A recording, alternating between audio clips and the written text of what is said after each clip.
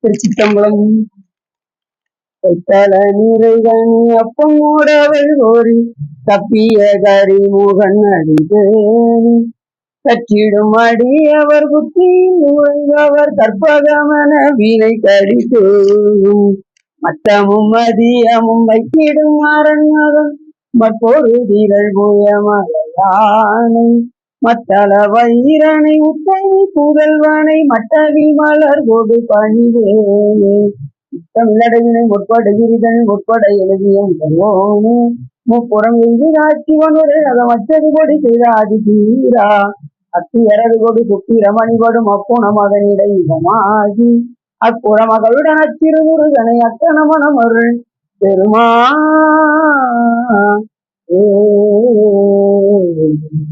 எந்தா இங்கனத்தருள் தந்தையும் சிந்தா குலமானவை ஈசனையாள் தந்த கதிரேவனே நோயாள் மைந்தா குமரா மறைநாயகனே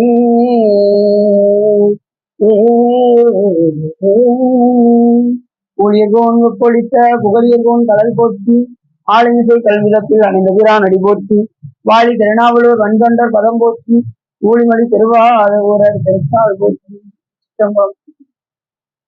எல்லாம் வல்ல சிவகாமி என்பாளுடன் ஆகிய வல்ல வைத்தியநாசாமியுடைய பெரும் கருணையினாலே நாம் தொடர்ந்து காஞ்சி புராணத்தில் இன்று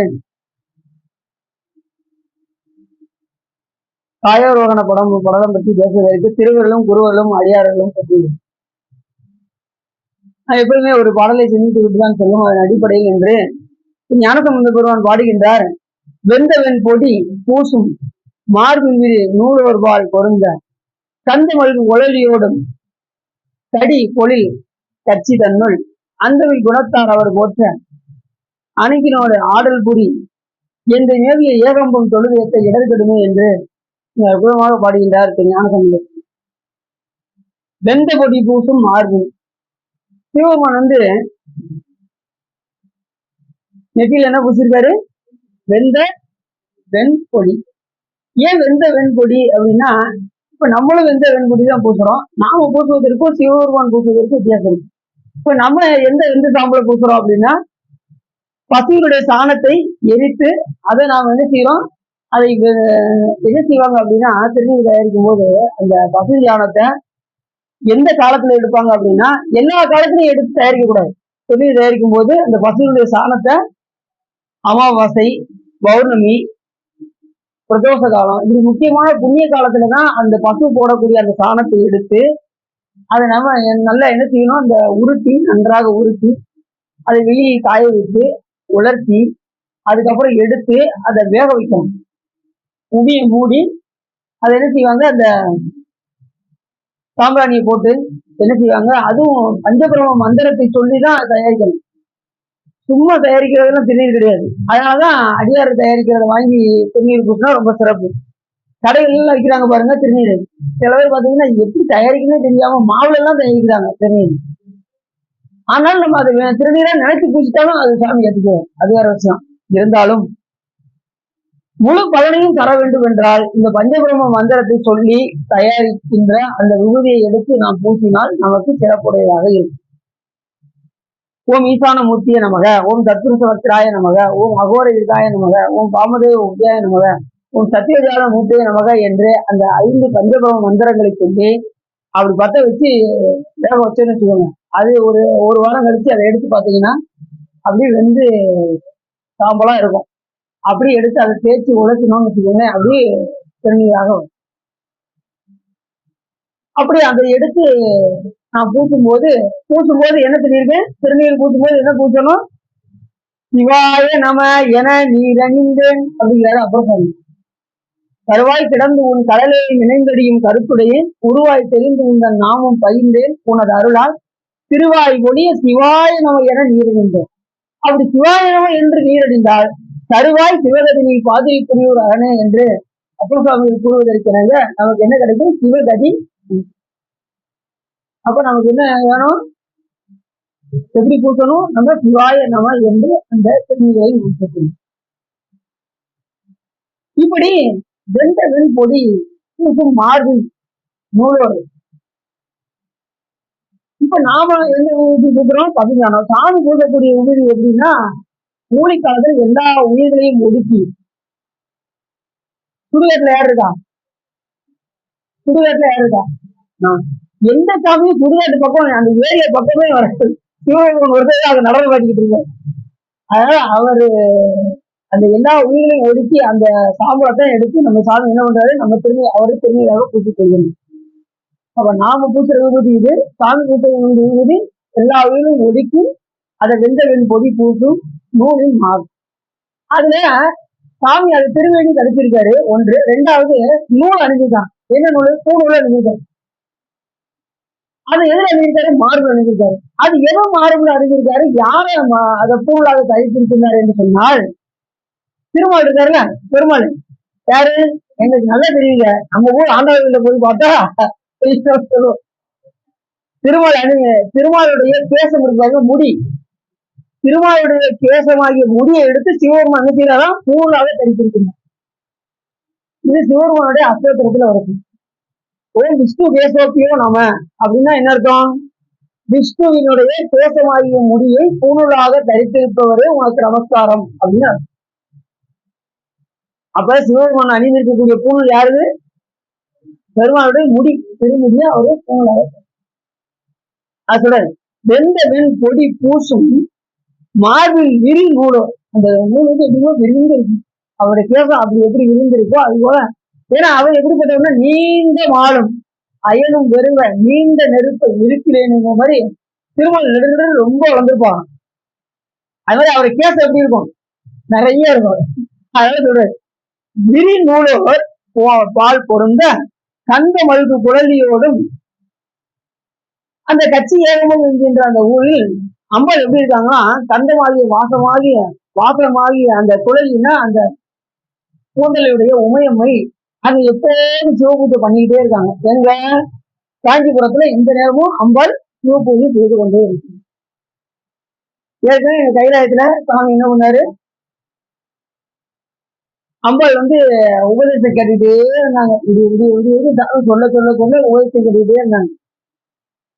சாமி இவ்வளவு உபதேசம் சொல்றீங்களே, உங்களுக்கு இதுல பிடித்தது எது என்று சிவபெருமான் கேட்க, அதுக்கு சாமி சொன்னாரா, சிவபூஜையே எல்லா உயிரும் சிவபூஜை செய்வதே நமது நோக்கம் என்று அவர் கூற, உடனே அவர் என்ன செஞ்சாங்க, நான் வந்து இந்த சிவபூஜையை நான் செய்கின்றேன் சாமி அப்படின்னு சொல்லி சாமி அம்பாள் வந்து சிவபெருமானிடம் சொல்ல, உடனே அடுத்த நிமிஷம் சாமி என்ன பண்ணிட்டாரு?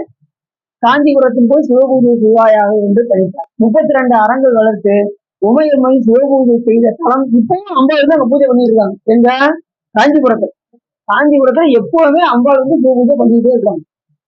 மற்றவங்க ஒவ்வொரு காலத்துக்கு பண்ணுவாங்க. ஆனா அம்பாள் வந்து இப்பயும் பாத்தீங்கன்னா சிவபூஜை காஞ்சிபுரத்துல பண்ணி கொண்டே இருக்குது. அம்பாள் பூஜை பண்ணா நாம சிவபூஜை பண்ணணுமா வேண்டாம்? கட்டாயம் பண்ணுங்க. சிவபூஜை பண்ணுங்க. நீங்க வீட்டுல பண்றீங்களா? அதெல்லாம் நீங்க தாங்க நாங்க பண்ணணும். இப்பதான் நாங்க சின்ன பிள்ளை வந்திருக்கோம், கேட்கிறோம். அது இனிமேல் தான் அதை பார்க்கணும் அப்படிங்களா? வீட்டுல சின்ன சிவலிங்கன்னா முதல்ல புஷ்பம் ஜாத்தி பழகணும். ஒரு பூ வச்சு முதல்ல சாமிக்கு பழகணும். அதுக்கப்புறம் என்ன செய்யணும்? பூ வச்சதுக்கு அப்புறம் ஒரு 2 பத்தி பொடிச்சு காட்டணும் முதல்ல. அதுக்கப்புறம் 2 நெய்வேத்தியம், ஏதாவது கிஸ்மிஸ் பழம், கல்கண்டு, ஏதாவது 2 பப்பளம் வச்சுக்கிட்டு டெய்லி 2 எடுத்து சாமிக்கு உணவு ஊட்டிட்டு தான் நம்ம சாப்பிடணும். அப்படின்னு சாப்பிடணும். சிவபெருமானுக்கு எதுவும் கொடுத்துட்டு தான் சாப்பிடணும். முதல்ல நம்ம சாப்பிடணுமா? அப்ப நீங்க என்ன செய்வீங்க? முதல்ல சாமி கும்பிட்டுட்டு தான் சாப்பிடவே போகணும். அதான் உண்பதன் முன் மலர் பறிப்பிட்டு உண்ணாராது. உண்பதன் முன் மலர் பறித்து விட்டு வந்து நம்ம காலையில என்ன செய்வோம்? காலைல எந்திரிச்சவே என்ன செய்வோம்னா முதல் செய்வோம் பல்லு தைக்க வேமா கிளம்பிடுவோம். முதல் இடத்துல திருநீர் பூட்டிட்டு தான் பல் தைக்கவே போகணும். நிறைய பேர் ஆமா என்னன்னா நிறைய என்ன செய்யறாங்க, அதை வச்சு பல் தைக்கு குளிச்சுட்டாங்க எங்க திருநீர் பூசுவோம் அப்படிங்காங்க. அப்படிலாம் திருநீர் வந்து எந்த நிலையும் பூசலாம். அது வந்து திருநீருக்கு தீட்டே கிடையாது. திருநீருக்கு தீட்டு கிடையாது. அப்ப ஞானசம்பந்த இல்ல நூல்கள் தீவிர கொஞ்சமா இருக்கும். அந்த ஞானசம்பந்த பெருமான் கடைசி முக்தி அடைகிற நேரத்துல அவ கல்யாணத்துக்கு வந்திருக்க அத்தனை பேரையும் சிவ ஜோதியை உருவாக்கி அத்தனை பேரும் போச்சுனார் உள்ள. எல்லாரும் உள்ள போனாங்க. இப்படி சுத்தி சுத்தி பார்த்தாரு ஞானசம்பந்தம், யாரையும் நம்ம விட்டுட்டோமான்னு பார்த்தாரு. ஒரு அம்மா போட்டு அழுதுட்டு இருந்தாங்க. ஏமா அழுகுறீங்கன்னு கேட்டாரு. இல்லைங்க, நான் 3 நாள் வீட்டுல இருக்கேன், நான் எப்படி அந்த ஜோதியில போய் கலக்க முடியும் அப்படின்னா, உடனே திருநீர் எடுத்து பூசினார். திருநீரை எடுத்து பூசி ஜோதியை கலங்க அப்படின்னாரு. ஏன்னா திருநீருக்கு தீட்டு கிடையாது, அதனால அப்படி திருநீரை பூசி அப்படி ஜோதியை கலங்க. அப்ப திருநீர் அவ்வளவு காலையில சாமிக்கு எதையும் கொடுத்துட்டு சாப்பிடணுங்கிற அந்த பழக்கத்தை நாம முதல்ல உருவாக்கணும். அது மாதிரி காலையில முதல்ல மலர் பறித்து சாமிக்கு கொடுத்துட்டு சாப்பிடணுங்கிற எண்ணம் நமக்கு வரணும். உண்பதன் முன் மலர் பறித்து இட்டு உண்ணாராது. சாப்பிடறதுக்கு முன்னாடி மலர் பறித்து சாமிக்கு கொடுத்துட்டு ஒரு பூனாலும் சாமிக்கு வச்சுட்டு சாப்பிடணுங்கிற அந்த பழக்கத்தை நம்ம கொண்டு வரணும். யார் சொல்றான்? அப்ப சாமி சொல்ற. உண்பதன் முன் மலர் பறித்து இட்டு, யாருக்கு இட்டு? சிவபெருமானுக்கு இட்டு. அதுக்கப்புறம் நம்ம என்ன செய்யணும்? இப்ப தானே சிவா சொல்லியிருக்கீங்க, அதுக்கப்புறம் பாருங்க சார் நாங்கெல்லாம் எப்படி அப்படிங்கிறது நமக்கு தெரியும். கொஞ்சம் கொஞ்சமா வரும், எதுவும் உடனே வந்துடாது. இப்பதான் நம்ம கேட்டுக்கிட்டு இருக்கோம், புராணம் கேட்க கேட்க நமக்கு கொஞ்சம் கொஞ்சமா. அப்படி அம்பாளுக்கு சாமி பூஜை செய்யும் போது 32 அரங்களை வச்சு உமையம்மன் எப்போது பூஜை செய்யக்கூடிய அந்த தலமானது கட்சி ஏகமாக விளங்கக்கூடிய காஞ்சிபுரம் என்று இடத்துல சொல்லி அங்க அம்பாள் குழலியோடும் கடிபுலில் கட்சி தன்னுள் அந்தமில் குணத்தார் அவர் போற்ற. அந்தமில்லாத குணத்தை உடையவர்கள் அடியார் பெருமக்கள், அவர்கள் எப்போது போற்றக்கூடிய இடம் காஞ்சிபுரம். அதை சொல்றாரு. அடியார் பெருமக்கள் எப்படி இருக்கணும், எப்படி எந்த நேரமும் சாமியை போட்டு கொண்டே இருக்கணும். போட்டுக்கிட்டே இருக்கணும்னா நம்மளால போற்ற முடியுமா? நமக்கு அந்த அளவுக்கு தகுதி இருக்கா? ஆனா எப்படி போற்ற வேண்டும் என்றால், நமது அருளாளர்கள் எப்படி வழிபாடு செய்திருக்கின்றார்களோ, நூல்களில் எப்படி சொல்லியிருக்கின்றார்களோ, அந்த சொல்கின்ற விதத்தில் நாம என்ன செய்யணும்? இறைவனை போட்டு வழிபாடு செய்யணும். நம்மளை போற்றுறதுக்கு தகுந்த மாதிரி நமக்கு என்ன செய்ய முடியாது, நம்மளால எழுதவும் முடியாது, நமக்கு அந்த மாதிரி வரவும் செய்யாது. அதனால அருளாளர்கள் சொல்லியிருக்கபடி வேற்றாகி பின்னாகி நின்றாய் போற்றி போடலாம்ல, போட்டுடலாம்ல. நமக்கு ஏதாவது தெரியுமா நம்ம எப்படி போட்டுறோம்? நம்ம ஆழ்ந்து சிந்தித்தாலும் நமக்கு வராது. மரளவுக்கு எப்படின்னா சொல்லியிருக்கோம். சும்மா சிவபெருமானே போற்றி அப்படிங்கிறத காட்டுவோம். வேற்றாகி விண்ணாகி நின்றாய் போற்றி. அவர் எல்லா இடத்துலயும் எப்படி இருப்பாரு? எல்லா இடத்துலயும் கலந்துருப்பாரு. வேற்றாகி விண்ணாகி விண்ணிறைந்து மண்ணிறைந்து மிக்காய் விலங்கு ஒளியாய் எண்ணிறந்து எல்லை இல்லாதானே நின் பெரும் சீர் அப்படிங்கிறாரு நினைக்கிறார். அவர் எல்லா இடத்துலயும் கலந்து இருக்கின்ற இறைவனை எப்படி சொல்றாரு? வேற்றாகி விண்ணாகி நின்றாய் போற்றி மீளாமை ஆள் என்னை கொண்டாய் போற்றி. அவர் ஆளுன்னா நம்மளால இப்படி அடியாரா இருக்க முடியுமா? கூற்றாகி உள்ளே ஒளித்தாய் போற்றி. யார் யாருக்கெல்லாம் சாமி ஒளிஞ்சிருக்காரு, யார் யாருக்கெல்லாம் வெளிப்பட்டு கொண்டிருக்காரு என்பது ஊனக்கண்ணுடையவர்களுக்கு ஒளிந்தும் ஞானக்கண்ணுடையவர்களுக்கு நேரே முன்னே வந்தும் சிவபெருமான் காட்சி இருக்கு. நமக்கு என்ன கண்ணு இருக்கு அப்படின்னா ஊனக்கண்ணு தான் இருக்கு, ஞானக்கண்ணு தான் நமக்கு இன்னும் வரல. அந்த அளவுக்கு நமக்கு தகுதியும் இல்லை. தகுதி வரணும்னா என்ன செய்யணும்? வழிபாடு செய்யணும். சிவபெருமான வழிபாடு செய்தால் நமக்கு அந்த கண் கிடைக்கும். மைப்படிந்த கண்ணாலும் தானும் கட்சி மயானத்தான் வாரத்தடையான் எண்ணினெல்லாம் அவன் ஒப்புடைய நல்லன் ஒருவன் அல்லன் ஓர் ஊரனும் அல்லன் ஓர் உருவமும் இல்லை அப்படியும் அந்நிறமும் அவ்வண்ணமும் அவன் அருளே கண்ணாக காணும். அவன் அருள் நமக்கு கண்ணா வந்துச்சுன்னா நாம அவரை பார்க்கலாம். அவர் அருள் நமக்கு கண்ணா வரலைன்னா நாம அவரை பார்க்க முடியாது. இப்ப நம்ம சிவபெருமானை பார்க்கணும்னு நினைக்கிறோமா நினைக்கிறையா? இப்ப நீங்க சொப்பொழி ஏற்கிறதுனால சிவபெருமானை பார்க்கணும்னு இல்லை. இப்ப நீங்க வீட்டுல இருந்தீங்கன்னா பார்க்க நினைப்பீங்களா? காலையில முதல்ல காலையில டிஃபன் என்ன வச்சிருக்கீங்க? பொங்கல் இட்லியா? காலையில பொங்கல். மதியம் என்ன சின்ன சமையல்? கீரை. எத்தனை நாள் கீரை எடுத்து தெரிவிட்டு இருக்கேன். வீட்டுல கூட பாத்தீங்கன்னா ஒரே அடிப்படி சண்டையே நடக்கும். அது என்ன சாப்பாடுக்கு ஒரு அடிப்படி சண்டை நடந்து. அப்படி நம்ம என்ன செய்ய வேண்டும் என்று சொன்னால், அந்தமில்லாத குணத்தை உடைய அடியார் ஒரு மக்கள் எப்படி இறைவனை போற்றுகின்றார்கள் என்பதை தெரிந்து நாம் அருளாளர்கள் எப்படி தேவாரத்துல போற்றியிருக்காங்களோ அதன் வழியில நாம் என்ன செய்யணும்? இறைவனை போற்ற வேண்டும். வேற்றாகி இன்னாகி நின்றாய் போற்றி மீளாமையால் என்னை கொண்டாய் போற்றி கூற்றாகி உள்ளே ஒளித்தாய் போற்றி ஓவாத சத்தத்து ஒளியே போற்றி ஆற்றாகி அங்கே அமர்ந்தாய் போற்றி ஆரங்கம் நால்வேத மானாய் போற்றி காற்றாகி எங்கும் கலந்தாய் போற்றி கைலை மலையானே. எல்லா கோயிலும் யார் இருக்கா? கைலை நாதன் தான் இருக்காரு. நீங்க இங்க வைத்தியநாதர் இருக்காரு, இங்க சகசிலிங்கத்தில் இருக்காரு, 2 பேரும் யாரு? ஒரே ஆளு, வேற வேற. அது மாதிரி சிவலிங்க மூர்த்தம் வந்துருச்சுனாலே அங்க சுவாமி வந்து ஒரே ஆரம்பிச்சிடும். சிவலிங்கத்துல எப்பயுமே சிவலிங்கம்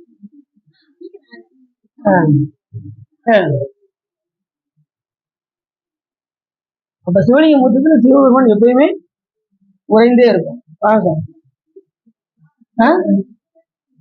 எங்க இல்ல நானும் சொன்னேன், நான் ஒரு 2 நிமிஷம் வந்து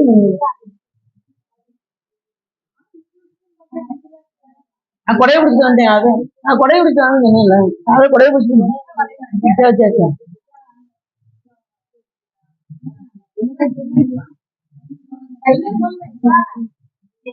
சந்திரபாபு கொண்டு வராங்களா? பிரசாத் நீங்க தான் கொண்டு வரீங்களா? சரி சரி. அடைவிடாத முறையிலும் இடையறாம வந்து என்ன சொல்ற, நீ காலை தொடக்கூடாது, காலை தொடக்கூடாது, தொட இல்ல கூடலாம் தள்ளி யாரையும் காலில்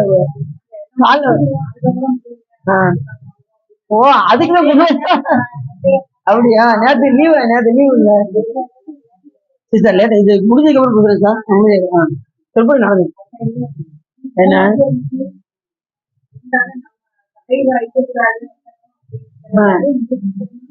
அம்மாட்ட மாதிரி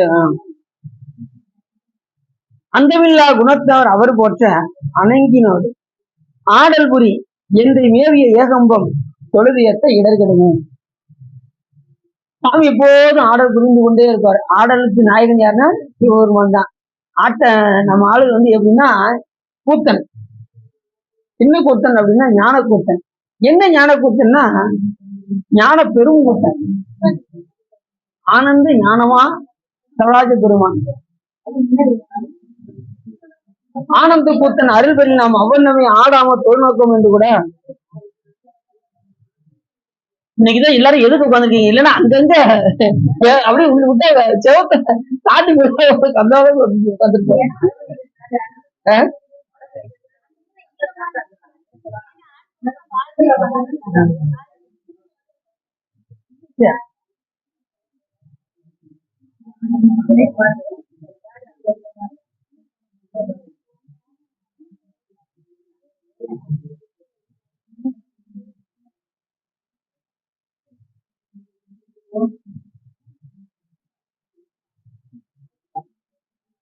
அடியார்களுக்கு எப்பயுமே சிவபெருமான் ஆடல் புரிந்து கொண்டே இருப்பார். அதை சொல்றாரு, அந்த இல்லாத குணத்தவர் அவர் போற்ற அவருக்கு அணங்கிரோடு சாமி என்ன செய்யறாரு? ஆடல் புரிந்து கொண்டே இருக்கு.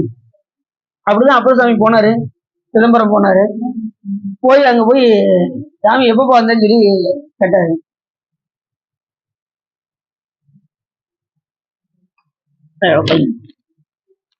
இப்ப எப்போ வந்து கேட்டதும் உடனே சாமி இப்பதான் சாமி எதுக்கு வந்து அப்படின்னாரு. என்ன சாமி இப்படி கட்டுட்டீங்க அப்படின்னாரு. சிவபெருமானை பார்த்து என்ன சொன்னாரு?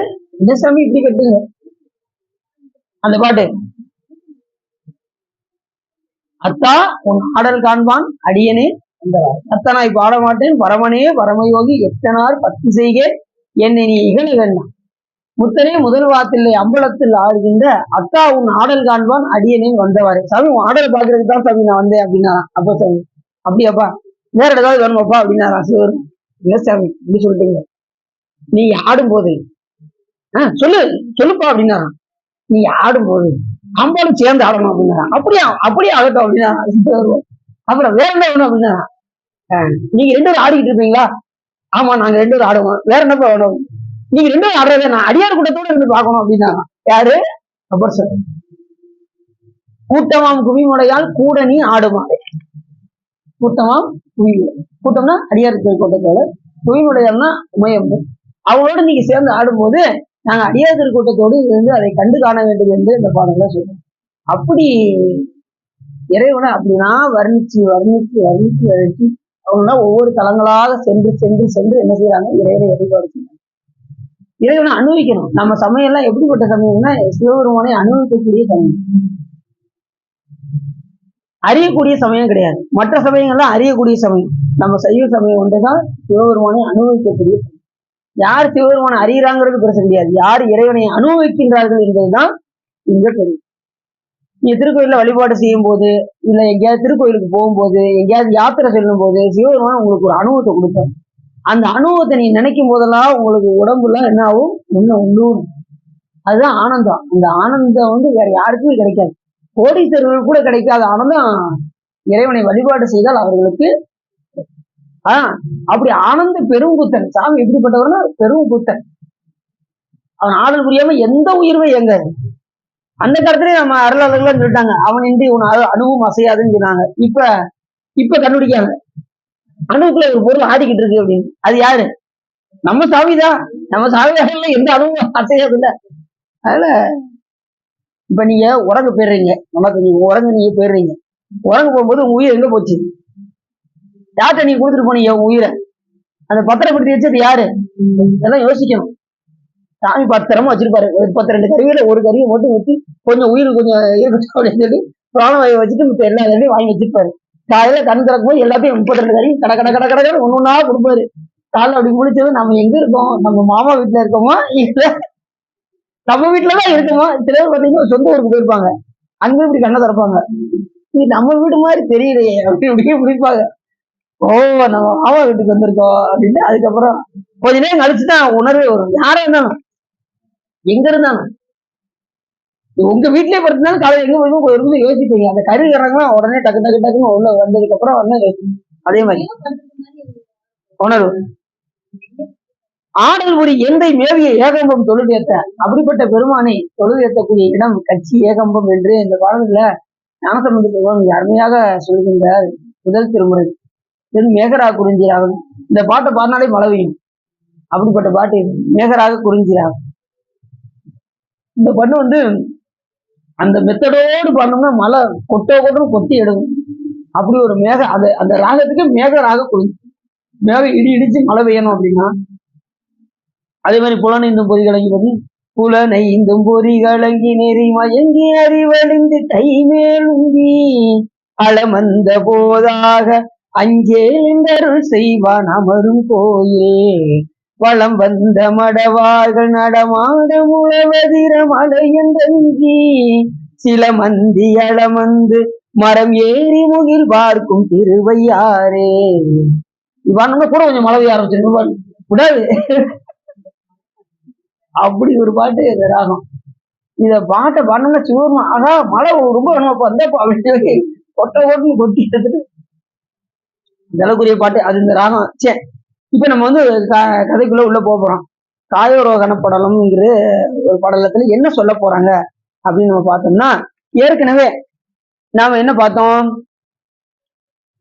பனாதரேச தலத்தை பத்தி பார்த்தோம்.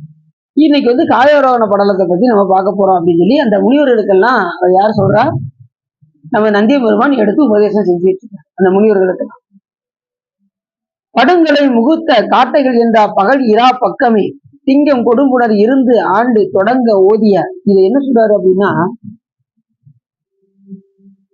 கலை முகூர்த்தம் மாதம் வருடம் முதலான வேறுபாடு காலங்கள் சென்றால் யாவரும் அழிவர்.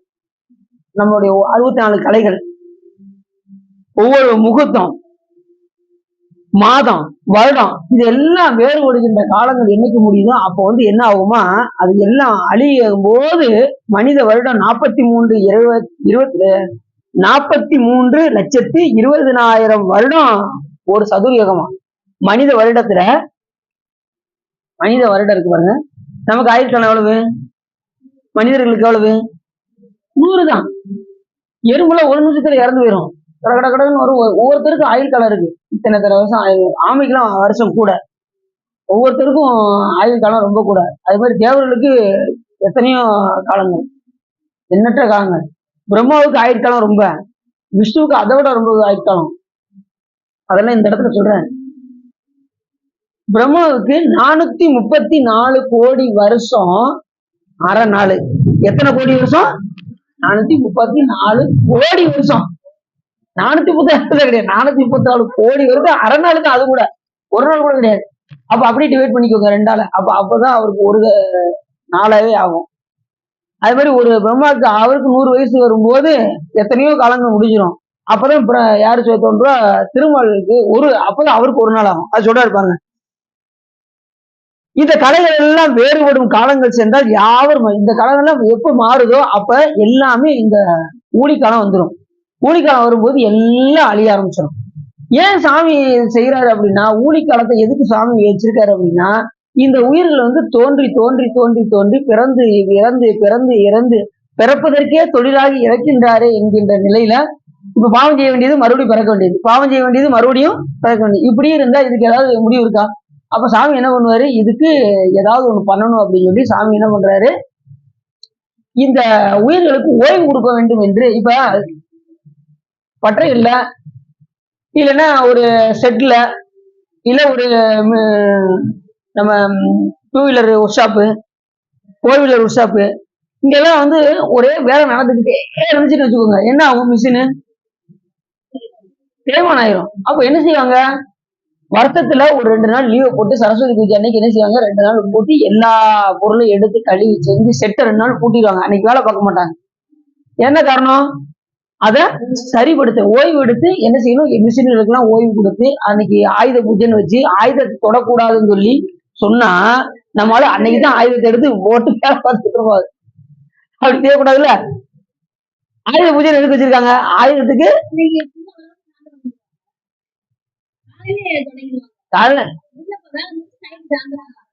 ரெண்டு நாள் இந்த சரஸ்வதி பூஜையும் மறுநாள் ஆயுத பூஜையும் 2 நாள்ல விடுமுறை விட்டுருவாங்க. மற்ற இதெல்லாம் சில பேர் அட்லீஸ்ட் சரஸ்வதி பூஜை அன்னைக்காவது என்ன செய்யக்கூடாது, விடக்கூடாது. சில பேர் அன்னைக்கு பாத்தீங்கன்னா அன்னைக்கு நைட் வரைக்கும் வேலை பார்த்துட்டு நைட்டு சாமி விட்டுட்டு பகல்ல வெள்ளருக்குன சாமி விட்டு அன்னைக்கு மறுபடியும் வேலை பார்க்க ஆரம்பிச்சிருவாங்க. அதுக்கு ஓய்வே கொடுக்க மாட்டாங்க. ஓய்வு கொடுக்காதனால என்ன செய்வாங்க, மறுபடியும் புதுசா மிஷின் வாங்கிட்டு இருப்பாங்க. அது ஓய்வு கொடுத்து அதுக்கப்புறம் அதுக்கு உள்ளதுல சர்வீஸ் எல்லாம் பண்ணி அதுக்கு என்ன போடுவாங்க, அந்த கிரீஸ் எல்லாம் வச்சு அதுக்கு என்னென்ன செய்யணுமோ அத்தனையும் செய்வாங்க. அதுக்கப்புறம் தான் மிஷின் என்ன ஆகும், நல்லபடியா ஓடும். அதே மாதிரி இதைத்தான் சாமி அப்படியே செய்யறாரு. இது பிறந்து பிறப்பதற்கே தொழிலாகி இறந்துகிட்டே இருக்கே, இதுக்கு என்ன செய்யணும், ரெஸ்ட் கொடுக்கணும்னு சொல்லி ஊடி காலத்துல எல்லா உயிர்களையும் ஒடுக்கி புதுசா என்ன செய்யறாரு, உடம்ப நமக்கு கொடுத்து நம்மளை இங்க அனுப்பிச்சு விட்டா நாம வழக்கம் போல என்ன செய்யணும், இங்க வந்து இந்திய தொலைக்காட்சிகளையும் முதல் முறையாக நாங்க போய் உட்காந்துருக்கோம். அப்படி உட்காரலாமா, நாம அப்படித்தானே பண்ணிக்கிட்டு இருக்கோம்.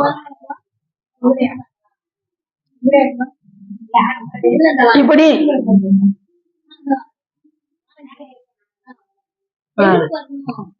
இந்த வீடு இங்க இங்க இங்க இங்க இருக்காங்க. இப்ப இங்க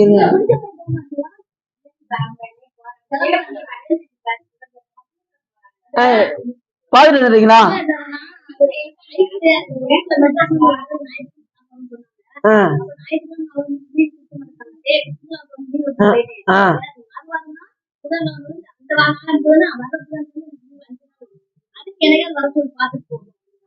அவங்களுக்கு லீவ் பிடிக்குமா, சரி சரி போயிட்டோம். சரி, அப்ப இந்த ஊழிக்காலம் சிவமந்திரம் எல்லாம் நடக்கும். பார்த்து மெதுவா போங்க, மெதுவா போங்க.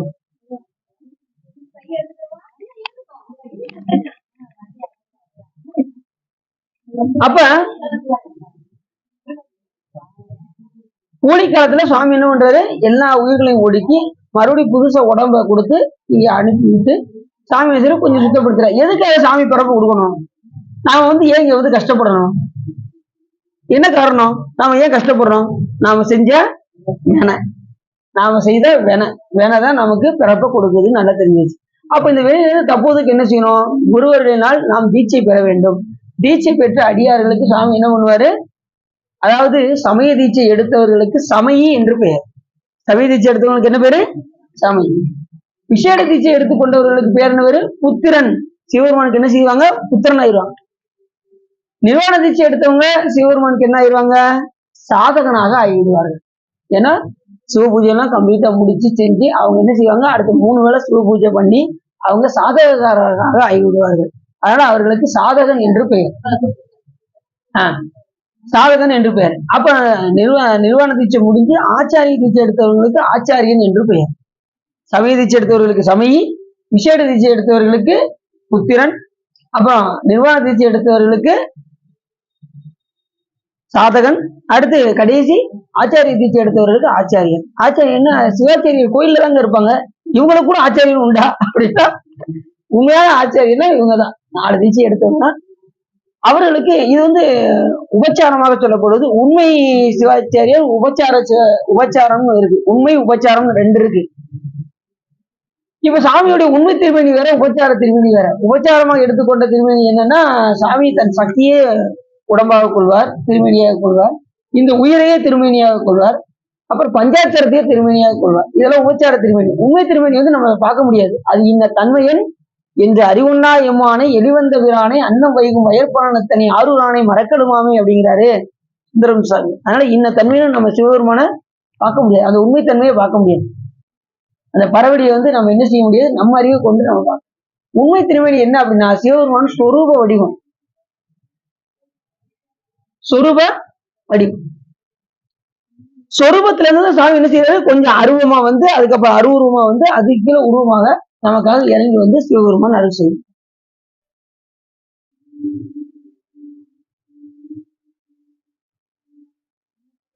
அப்ப இவ்வளவு தூரம் நமக்கு இறங்கி வந்துதான் சாமி என்ன செய்யறாரு, இறங்கி அருள் செய்யறாரு.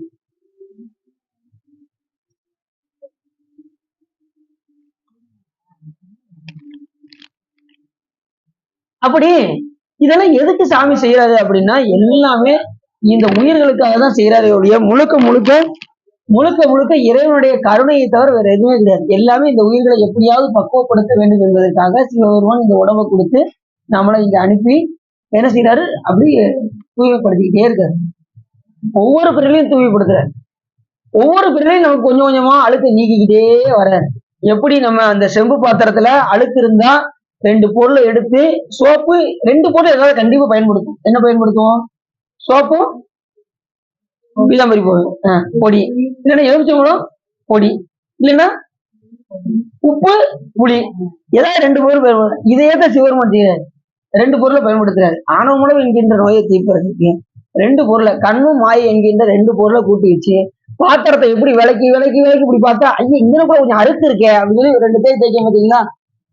அப்புறம் கழுவி பார்ப்பாங்க, அடியில கொஞ்சம் அழுக்கு இருக்கே அப்படின்னு அடியில கொஞ்சம் தேய்ப்பாங்க. இப்படி இதே மாதிரிதான் சிவபெருமான் ஒவ்வொரு பிறவிலையும் நம்மள தூய்மைப்படுத்திக்கிட்டே இருக்காரு. 2 விளக்கு விளக்கிக்கிட்டே இருக்காரு.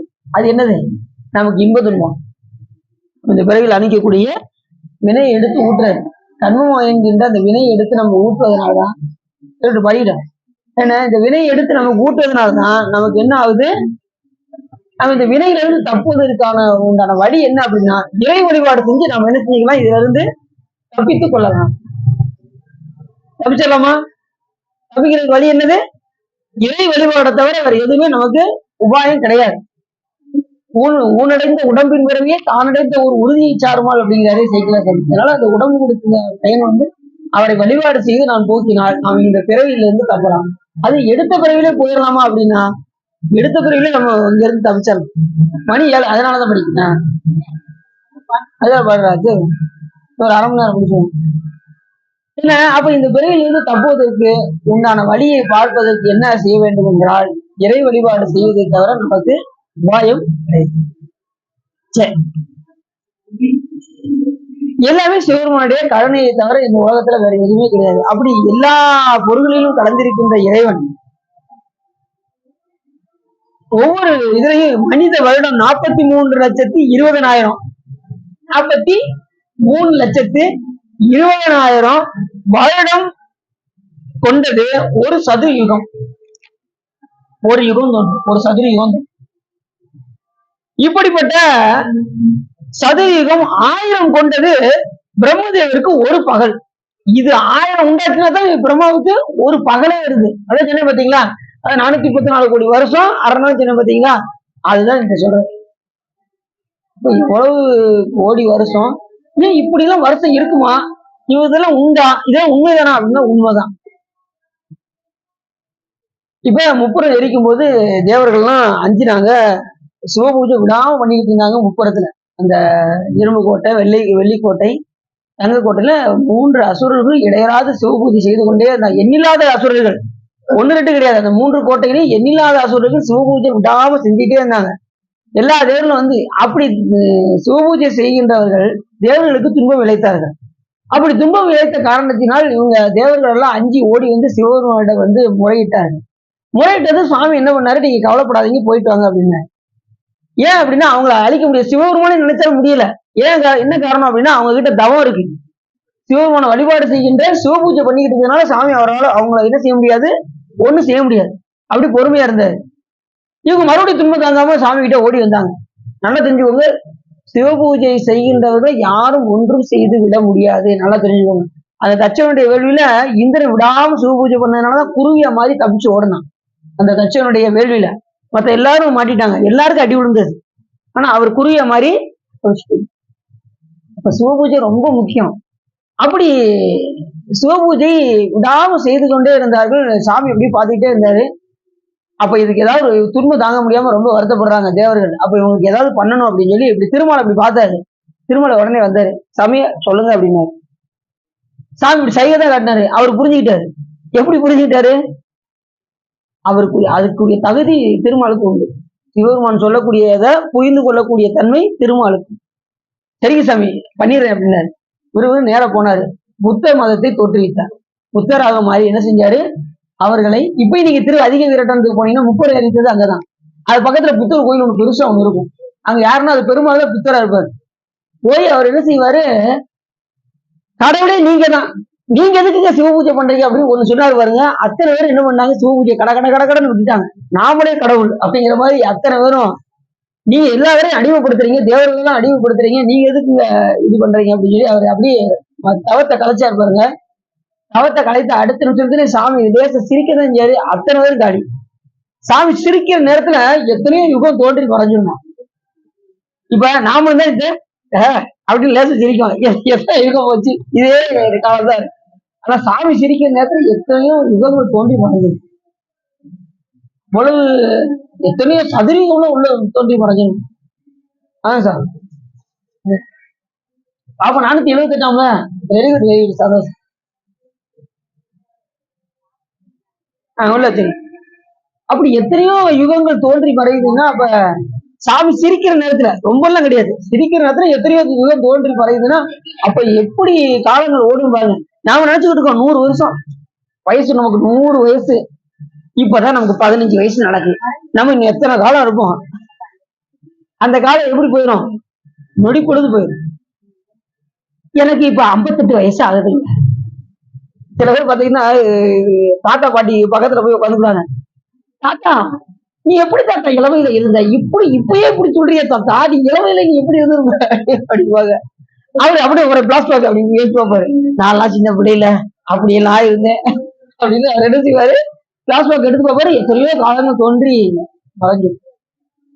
நாம நினைச்சுக்கிட்டு இருப்போம் இத்தனை வயசு கம்மி தானே அப்படின்னு நினைச்சுக்கிட்டு இருப்போம். ஒரு நிமிஷத்துல வயசான தோற்றத்துக்கு வந்துடும். எந்த நேரத்துல நம்ம தோற்றம் மாறுதுன்னு சொல்ல முடியாது. இளமையா இருக்கிறவங்க திடீர்னு வயதான ஆகிறது கூட வாய்ப்பு இருக்கு. பார்த்துக்கிட்டே இருப்பாங்க, திடீர்னு நரத முளைக்காது. அப்படி பார்த்துக்கிட்டே இருப்பாங்க, வயசாயிரும். திடீர்னு பார்த்தா 80 வயசு ஆயிரும் தோன்றி. அதெல்லாம் ஒரு அற்ப வயசு. நமக்கெல்லாம் எப்படி வயசு, அற்ப வயசு. 100 வயசுங்கிறதுலாம் அற்ப வயசு. அவர் தேவர்களை காட்டிலும் நம்ம எவ்வளவு ரொம்ப கம்மி. அப்ப நமக்கு கிடைக்கக்கூடிய காலங்கள் ரொம்ப கம்மின்னு தெரிஞ்சிருந்து கூட நாம என்ன செய்ய மாட்டேங்கிறோம், இறை வழிபாடு பண்ண மாட்டேங்கிறோம். அப்ப நம்ம என்ன செய்யணும், இறை வழிபாட்டுல ஊறி எப்படியாவது இந்த பிறவியிலிருந்து தப்ப வேண்டும் என்று விரும்பணும்னு விரும்பக்கூடாதான். அதுக்குதான் நம்ம அருளாளர்களும் பாடல் பாடி வச்சிருக்காங்க. நீ எடுத்த பிறவியில தப்பிக்க வேண்டும் என்றால், இந்த பிறவியிலிருந்து தப்பிக்க வேண்டும் என்றால் சித்தாந்தத்தின் வழியை கடைபிடியுங்கள்.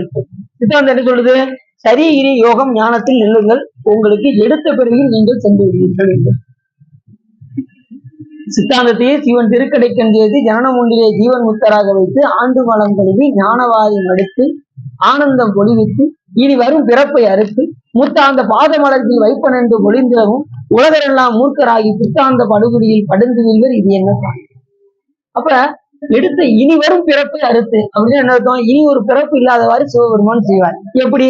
சித்தாந்தத்தின் வழியை கடைபிடித்தார். சித்தாந்தம் சொல்லக்கூடிய கருத்து சரியகிரிய யோகம் ஞானம். சரி என்பது இறைவனுக்கு உடலால் செய்யக்கூடிய தொண்டு, கிரி என்பது வாக்கால் செய்யக்கூடிய தொண்டு, யோகம் என்பது மனதால் நினைக்கக்கூடிய தொண்டு.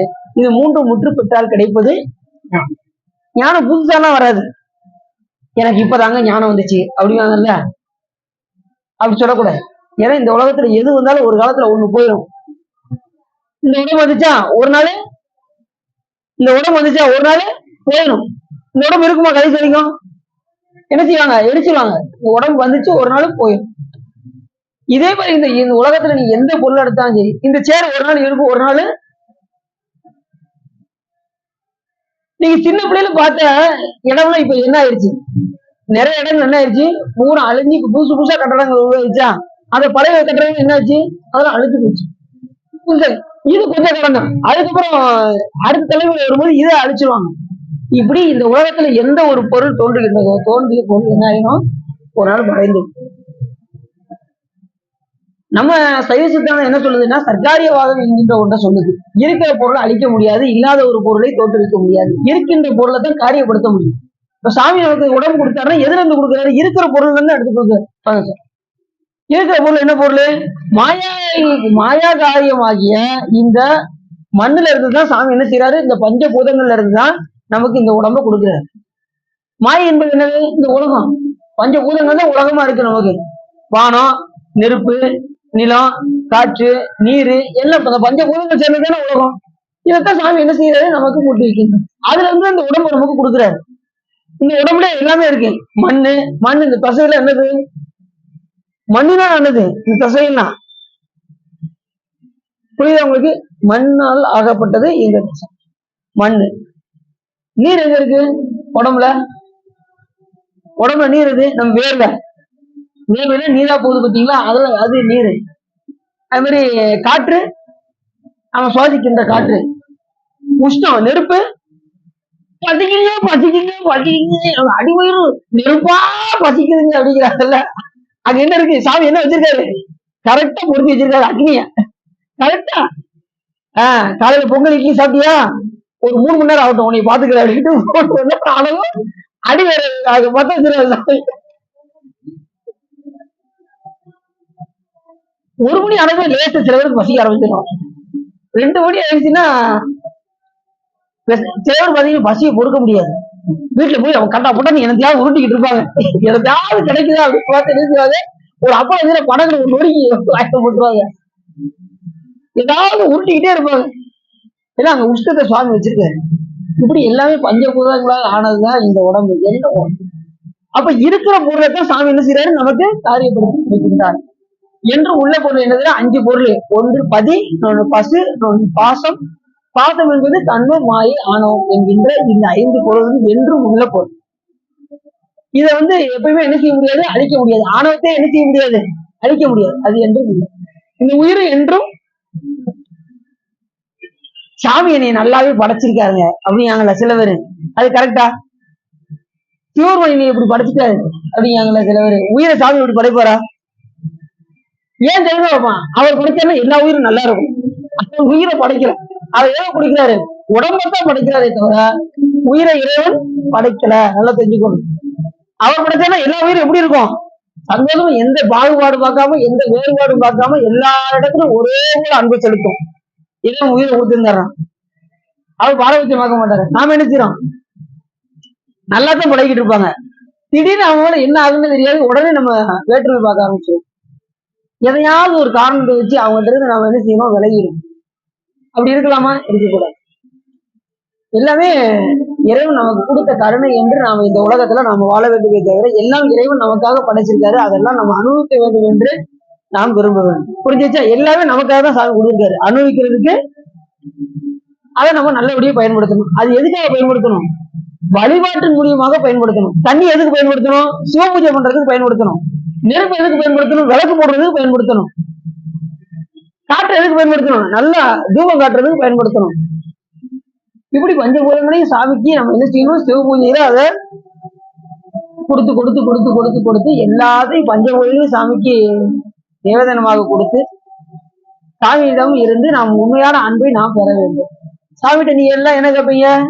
சாமி வழக்கம் போல என் பிள்ளை நல்லா படிக்கணும் சாமி, வழக்கம் போல அவருக்கு ஒரு வேலையை வாங்கி கொடுத்துரு சாமி, வழக்கம் போல அவருக்கு ஒரு பிள்ளை கல்யாணத்தை பண்ணி வச்சிரு சாமி. இதுதானே நம்ம கேட்போம். நீங்க எதுவும் கேட்காம சாமி உங்களுக்கு கொடுப்பேன். நீங்க அன்பை மட்டும் செலுத்துங்க. இப்பதான் அவர் பார்த்துக்க. புரியுதா உங்களுக்கு? நீங்க என்ன வயல வழிபாடு நாகரிகம்னா அவங்க ஆட்டோ வந்து பாட்டு பாடிக்கிட்டே இருப்பாங்க. எப்படி பாட்டு மறுப்பு எப்படி இருந்துச்சு?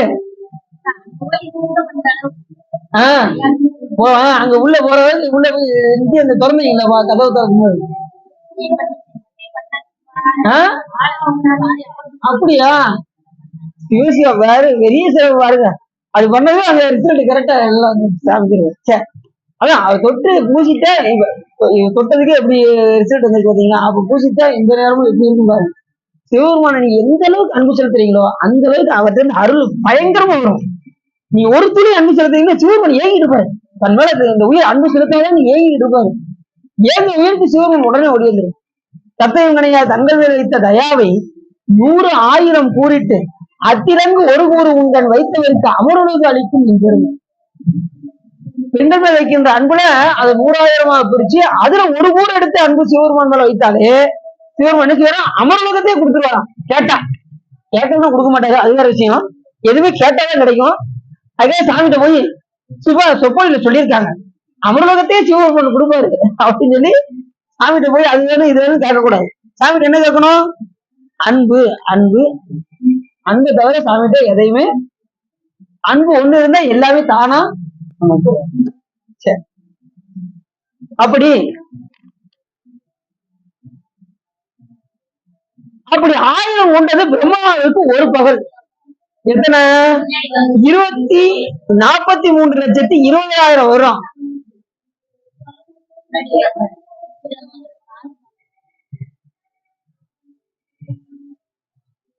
அத்தனை வருஷம் பிரம்மாவுக்கு அத்தனை வருடம் கொண்டது ஒரு சதுரயுகம். அந்த சதுரயுகம் 1000 கொண்டது பிரம்மாவுக்கு ஒரு பகல். அந்த முறையில் ஒரு 100 வருடம் கழிந்தால் பிரம்மா இறப்பார். அவருக்கு 100 வயசு வந்துருச்சுன்னு வச்சுக்கோங்களேன். அந்த சதுரயுகம் முடிஞ்சு 100 வயசு ஆயிடுச்சுன்னா அவர் பிரம்மா இறந்துருவார். பிரம்மா இறந்தது என்ன ஆயிரும் அப்படின்னா, ஒரு பிரம்மாவின் காலம் திருமாலுக்கு ஒரு பகல். அவர் இறக்கவும் திருமாலுக்கு அப்பதான் ஒரு பகலே வருமா. ஒரு பிரம்மா இறந்ததுக்கு அப்புறம் திருமாலுக்கு அப்பதான் ஒரு பகல். அப்பதான் அவருக்கு அரை நாள் வச்சுக்கோங்க. ஒரு பிரம்மா இறந்ததுக்கு அப்புறம் அப்ப எத்தனை கோடி வருஷம் பாத்துக்கோங்க. என்ன சொன்னேன்ல, 434 கோடி வருஷம் அவருக்கு அரை நாள். இவருக்கு ஒரு பிரம்மாவே இத்தனை வருஷ காலம் அவர் வாழ்ந்து அவர் 100 வருடம் வந்து இறந்ததுக்கு அப்புறம் திருமாலுக்கு ஒரு பகல் வருது. அப்போ எத்தனை கோடி வருஷம் பாருங்க. இந்த காலம்லாம் எப்படி போகும்? கண்ணி வைக்கிற நேரத்துல இது போகும் அப்படின்னா சிவபெருமான் நினைச்சா போகும். ஒரு செகண்ட்ல எத்தனையோ காலங்கள்ல தோன்றி என்ன ஆயிரும்? மறைஞ்சு. நான் ஏற்கனவே ஒரு கதை சொல்லியிருக்கேன்னு நினைக்கிறேன். ஒரு மயிலாப்பூர்ல ஒரு ஞானி இருந்தார். ஒரு பையன் அங்க விளையாண்டுகிட்டே இருப்பான். இந்த கதை புரியுதான்னு பாருங்க நான் அப்படின்னு சொல்றது. தெரியாதவங்க தெரிஞ்சுக்கோங்க. மயிலாப்பூர்ல ஒரு ஞானி எந்த நேரம் தவறு செஞ்சுக்கிட்டே இருப்பாரு, தியானம் பண்ணிக்கிட்டே இருப்பாரு. அங்க ஒரு பையன் விளையாண்டுகிட்டே இருப்பான். டேய் வாடா காட்சிக்கு வாடா அப்படின்னு சொல்லி கூப்பிடுவாரு. இல்ல சாமி அதெல்லாம் வர முடியாது சாமி, எங்க வீட்டுல வருவாங்க அப்படிமா அந்த பையன். அப்படியா சரிட்டு அவர் மறுநாள் எப்படி தியானம் பண்ணிக்கிட்டே இருப்பாரு. இப்படியே வரையாடா காட்சிக்கு வாடா போவோம். காட்சி அது எவ்வளவு தூரம் இருக்கு, என்னால வர முடியாது, எங்க அம்மா அடி பின்னிடுவாங்க அப்படிமா. அப்படி சொல்லி காலங்கள் போய்கிட்டே இருந்தது. திடீர்னு ஒரு நாள் அந்த பையனுடைய அக்காவுக்கு திருமணம் ஏற்பாடு நடந்து கொண்டிருந்தது. அந்த பையனை விட்டு வெத்தலை வாங்கிட்டு வாடா அப்படின்னு சொல்லி கையில என்ன செஞ்சாங்க, ரூபாய கொடுத்தாங்க. ஆனா இந்த ரூபாயை வாங்கிட்டு எங்க போனா வெத்தலை வாக்கு கடைக்கு வரான். வர நேரத்துல அந்த ஞானி அவரை பார்த்தாரு. அந்த பையன் உனக்கு எத்தனை நாள் கொடுக்க, இன்னைக்கு வாடே வரலையா, வாடா அப்படின்னு சொல்லி இழுத்துட்டு போயிட்டாரு. எங்க காட்டிக்கு கூட்டு போயிட்டாரு. இது எங்க போயிட்டான்? வெத்தலை வாக்கு வாங்க போறவன கூப்பிட்டுட்டு நேரம் எங்க போயிட்டாரு? காசிக்கு போயிட்டாரு. காசில ஒரு 10 நாள் 10 நாள் ஆயிடுச்சு. இன்னைக்கு எங்க அம்மா என்னை அடி வெறுக்க போறாங்க அப்படின்னு அவன் அழுதான். ஒண்ணும் செய்ய மாட்டாங்க வாடா அப்படின்ட்டு அவரு அங்க ஒரு 10 நாள் இருந்துட்டு மறுபடியும் வந்து வர நேரத்துல திடீர்னு வாடா ராமேஸ்வரம் ராமேஸ்வரத்துக்கு கொடுத்து போயிட்டாரா. இது ராமேஸ்வரமா, இன்னைக்கு நீ ஒரு வழி பண்ண போறாங்க வீட்டுல அப்படின்னு அவர் ரொம்ப அழுதுகிட்டே இருக்கான். இருந்தாலும் பரவாயில்லன்னு சொல்லி அது ஞானியோட போயிட்டு காசி போயாச்சு, ராமேஸ்வரம் போயாச்சு. நேர கொண்டு வந்து எங்க கூட்டு போனாரோ அதே இடத்துல கொண்டு வந்து வெத்தலை வாக்கு வாங்கிட்டு வர சொன்னாங்களே அப்படின்னு மறுபடியும் வேணும் அந்த வெத்தலை அந்த கடையில போய் வெத்தலை வாக்கு வாங்கிட்டு. இப்ப எத்தனை நாள் ஆயிடுச்சு? அங்கிட்டு ஒரு 10 இங்கிட்டு ஒரு 10 20 ஒரு மாசம் வச்சுக்கோங்களேன். ஒரு மாசம் போயிடுச்சு. 1 மாசம் ஆயிடுச்சு, நீ வீட்டுல என்ன செய்ய போறாங்கன்னு வெத்தலை வாங்கிட்டு வேகமா வீட்டுக்கு ஓடுறான். என்ன ஆச்சு? அந்த பொண்ணு பண்ணவங்க அப்படியே உட்காந்துருக்காங்க. எத்தனை நாள் போயிடுச்சு பாத்தீங்களா? இப்ப இந்த போயிட்டு வர்ற நேரத்துல எவ்வளவு நேரம் ஓடிடுச்சு. அது மாதிரிதான் ஞானிகளுக்கு எத்தனை ஆண்டுகள் ஓடும்ன்றது நமக்கு தெரியாது. சிவபெருமான் நினைச்சு சிரிக்கிற நேரத்துல எத்தனையோ யுகங்கள் மறையுது அப்படின்னா அப்ப எத்தனை யுகங்கள் தோன்றி மறையும் பார்த்துக்கோங்க. அதனாலதான் இந்த ஆயுட்காலம் நமக்கு ரொம்ப கம்மி. நமக்கு 100 வயது என்பது ரொம்ப அற்ப வயசு. அற்ப வயசை கொண்டு நாம் என்ன செய்யக்கூடாது, நமக்கு எத்தனையோ வயது இருக்கு என்று நாம நினைக்க கூடாது. இருக்கின்ற காலத்துல நாம சிவபெருமானை ஏற்றி போற்ற வேண்டும். அதான் சொல்லுவாரு பட்டினத்தாரு. பட்டினத்தார் என்ன சொல்றாரு அப்படின்னா, விட்டுவிட போகுது உயிர். ஒரு நாள் கண்டிப்பா என்ன ஆக போகுது, உயிர் போக போறது நிச்சயம். அது யாராவது மாத்த முடியுமா? இல்ல நான் வரமாட்டேன், நான் வரமாட்டேன், நான் இங்கதான் இருப்பேன்னு யாரும் சொல்ல முடியுமா? விட்டு விட போகுது உயிர். சுட்டு விட போகிறதா சுற்றத்தான். கண்டிப்பா ஒரு நாள் சுற்றத்தார என்ன செய்ய போறாங்க, கொண்டு போய் எரிக்கத்தான் போறாங்க. எரிச்சுட்டு என்ன செய்வாங்க, திரும்பியே பார்க்க மாட்டாங்க. அப்படி நாங்க அப்படின்னு இதுக்கெல்லாம் போவோம்ல, நாங்கெல்லாம் எதுக்கு நம்ம மயானத்துக்கு எல்லாம் போவோம்ல, கொல்லி வச்சுட்டு அவங்க அப்பா அப்படி லேச திரும்பி பார்ப்பான், எப்பா அப்படின்னு திரும்பல, அவன் முகத்தை அப்படி திரும்பி ஒழுங்கு அப்படியே வா அப்படின்னு சொல்லி நினைச்சாங்க. திரும்பி பார்க்க விட மாட்டாங்க. அப்படி முகத்தை அப்படி தலையை அப்படி போட்டு திருப்பிட்டு அப்படியே கொண்டு போயிடுவாங்க. தலை திரும்பி கூட பார்க்க முடியாது கொல்லி வச்சதுக்கு அப்புறம். அவ்வளவுதான். அதான் சுட்டு விட போகிற சுற்றத்தை. சுற்றத்தன்ன வேற யாரும் இல்ல, நம்ம தாய் பிள்ளையதான், வேற யாரும் கிடையாது. அதனால சுற்றத்தன்ன விட்டுவிட போகுது உயிர், சுட்டுவிட போகிறார் சுற்றத்தார். ஆகையினாலே சிவனை என்னாலும் ஏற்றுங்கள் போற்றுங்கள் சொன்னேன் அதுவே சுகம் அப்படிங்கிறாரு நம்ம பற்றி. சிவபெருமானை என்னாலும் ஏற்றி போற்றி வழிபாடு செய்து இந்த பிறவியிலிருந்து தப்புவதற்கு உண்டான வழியை நாம் பார்த்து விட வேண்டும் என்று பட்டினத்தார் அருமையாக சொல்றார். அதனால நமக்கு ரொம்ப காலம்லாம் இருக்குன்னு நம்ம நினைக்க கூடாது. கிடைக்கின்ற காலத்தை நல்லபடியா பயன்படுத்தணும். சிவபெருமான நான் காலையில் 5 மணிக்கெல்லாம் எழுந்துச்சு அனுஷ்டானம் பண்றீங்க அப்படிங்கிற கொஞ்சம் கை தூக்குங்க. நான் காலையில் 5 மணிக்கு எழுந்திரிச்சிடறேன், அனுஷ்டானம் பண்றேன். நான் இப்ப கொஞ்சம் டம்மி ஆயிட்டேங்க, நான் 6 மணிக்கு எழுந்திரிக்கிறேன். முதல்ல எல்லாம் ஆர்வத்தோட 6 மணி 4 மணிக்கெல்லாம் எழுந்திரிச்சு போன் போடுவாங்க. சார் நான் 4 மணிக்கு எழுந்திரிச்சு போச்சு 6 மணிக்கு எல்லாம் முடிச்சுட்டேன் அப்படின்னு ஒரு மாசம் சொன்னாங்க. அதுக்கப்புறம் போரே வரல. என்னாச்சு அப்படின்னா அதுக்கப்புறம் வண்டி சரி இல்ல பரவாயில்ல எப்படியாவது செஞ்சிடணும், செய்யாம மட்டும் விட்டுறக்கூடாது. அது நினைச்சாலும் சரி, சில பேருக்கு வேலை வீட்டு வேலைகள் இருக்கும், காலத்துல எல்லாத்தையும் அனுப்ப வேண்டிய சூழ்நிலை. நாம எப்பயுமே எப்படி இருக்கணும் அப்படின்னா, முதல்ல எப்படி நம்ம தீட்சை எடுத்தோமோ அதே போல நம்ம நினைக்கணும். தீட்சை எடுக்கும்போது எப்படி அந்த உழைப்பு இருந்ததோ அதே போல கடைசி வரைக்கும் நமக்கு அந்த உழைப்பு இருக்கணும். இப்ப வெள்ளத்துல எந்திக்க முடியலாம்னு பரவாயில்ல, இல்லத்தேடலுக்கு நிறைய ஆப்ஷன்கள்லாம் இருக்கு. அதனால நம்ம எப்படியும் செய்யாம மட்டும் விட்டுறக்கூடாது இந்த அனுஷ்டானங்களை. ஏன்னா வீட்டுல உள்ளவங்களா வேலைக்கு அனுப்பிச்சு விட்டுட்டு பெண்களே அனுப்பிச்சுவாங்க, கொஞ்ச நேரம் கழிச்சுதான் பண்ணுவாங்க. பரவாயில்ல பண்ணலாம், வீட்டுல உள்ளவங்களா பண்ணிட்டு எல்லாத்தையும் அவங்கள அனுப்பிச்சு விட்டுட்டு நாம அந்த கிரியைகளை நாம் செய்யலாம். ஆனா இந்த காரணம் காட்டி இருந்துச்சு எனக்கு இது அனுஷ்டானம் பண்றதுக்கு நேரமே கிடைக்கலைங்க அப்படின்னு நினைச்சுக்கூடாது, விட்டக்கூடாது. பூசை நமக்கு ரொம்ப முக்கியம். இப்ப தீட்சை எடுத்தவங்க ஓகே, தீட்சை எடுக்காங்க நீங்க என்ன செய்வீங்க? கரெக்ட், வீட்டுல விளக்கு பத்தி எப்ப கும்பிடுவீங்க? அதுதானே தப்பு, காலையில கும்பிடணும்னு சொல்லிட்டு வீட்டுல உள்ளவங்க அனுப்பணும் அப்படிங்கிறீங்களா? அனுப்பி விட்டுட்டு அதை குறிச்சு பழகணும். சரி எப்படியா அது சரி, அதையா செய்யறீங்களா? அது சந்தோஷம். சில இடத்துல காலையில செய்ய முடியலன்னா சாயங்காலம் 6 மணிக்கு மேல வந்து விளக்கு பொருத்தி அப்படியே ஆரம்பத்துல பார்த்தீங்கன்னா வில்லுக்கு வேலைக்கு போவேன். 12 முடிச்சுட்டு வில்லுக்கு வேலைக்கு போவேன். வேலைக்கு போயிட்டு சாயங்காலம் வந்து ஏமா சொல்லுவாங்க, சரவணா அப்படிம்பாங்க, சொல்லமோ அப்படிம்பேன், விளக்கு பொருத்தி சாமி கும்பிடு அப்படின்னு ஒரு அடி அடிப்பாங்க. என்ன பாட்டு பாடு அப்படிம்பாங்க, என்ன பாட்டுமா பாடணும் அப்படின்னு, கந்தசஷ்டி கவசம் பண்ணிட்டான் அப்படிம்பாங்க. உடனே கடையில போய் அதை மட்டும் வாங்கிட்டு வந்து வச்சுட்டு கரெக்டா சாயங்காலம் 3 மணிக்கு 3:30 முடிச்சிடும். வந்து சாயங்காலம் கரெக்டா எப்போதும் 6 மணிக்கு பார்த்துக்கிட்டே இருப்பேன். அப்படி எனக்கும் பொறுத்தி வச்சு அந்த கந்தசஷ்டி கவசம் படிச்சதுனால சாமி இந்த நிலைக்கு கொண்டு வந்திருக்காரு. புரிஞ்சுச்சா?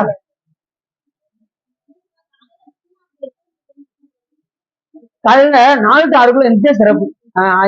எந்திரிச்சா சிறப்பு. அப்படி அவங்களை கும்பிட்டா ரொம்ப சிறப்பு. இதனாலும் பரவாயில்ல, வீட்டுல உள்ளவங்களுக்கு வேலையெல்லாம் பார்த்து முடிச்சுட்டு கூட வேலை பொறுத்து சாமி கொடுங்க. 12 மணிக்கு நீங்க 12 மணிக்கு கூட கும்பிடலாம் உச்சி காலத்துல. ஆஹ் அது ஒண்ணா மதிய உச்சி காலத்தை கும்பலாம் பகல 12 மணிக்கு போவோம். வீட்டுல உள்ளவங்களுக்கு வேலை இருந்துச்சுன்னா சமையல் வேலையெல்லாம் முடிச்சு அவங்களெல்லாம் அனுப்பி விட்டுட்டு நீங்க ஃப்ரீயா இருக்கும்போது செய்யணும். சரி, நீங்க வாட்டு திருமுறைகள் பாடிட்டே இருக்கலாம். திருமுறைகள் பாடுறது பாத்தீங்களா, அந்த பாடலை நீங்க எந்த நிலையிலையும் பாடணும். சரி, இப்ப நம்ம கதைக்கு வந்துருவோம். இப்படி திருமாலுக்கு ஒரு பகலாகும். அப்படி அவன் அந்த முறையில 100 வருடம் கழிந்தால் ஒரு திருமால் வந்து இறந்துருவாரு. எப்படி பிரம்மா இறந்ததுக்கு அப்புறம் இவருக்கு ஒரு பகல் வருதோ அதே போல திருமால் 100 வருடம் ஆனதுக்கு அப்புறம் அவர் இறப்பார். அவர் இறந்ததுக்கு அப்புறம்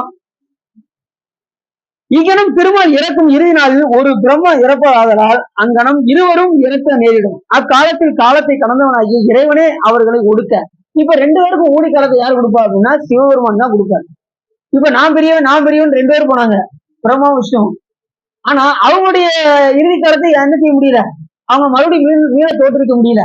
அப்ப 2 பேருக்கும் இறுதியை கொடுப்பதும் மீள தோற்றுவிப்பதும் யாரால முடியும் அப்படின்னா சிவபெருமான் ஒருவரால் மட்டுமே.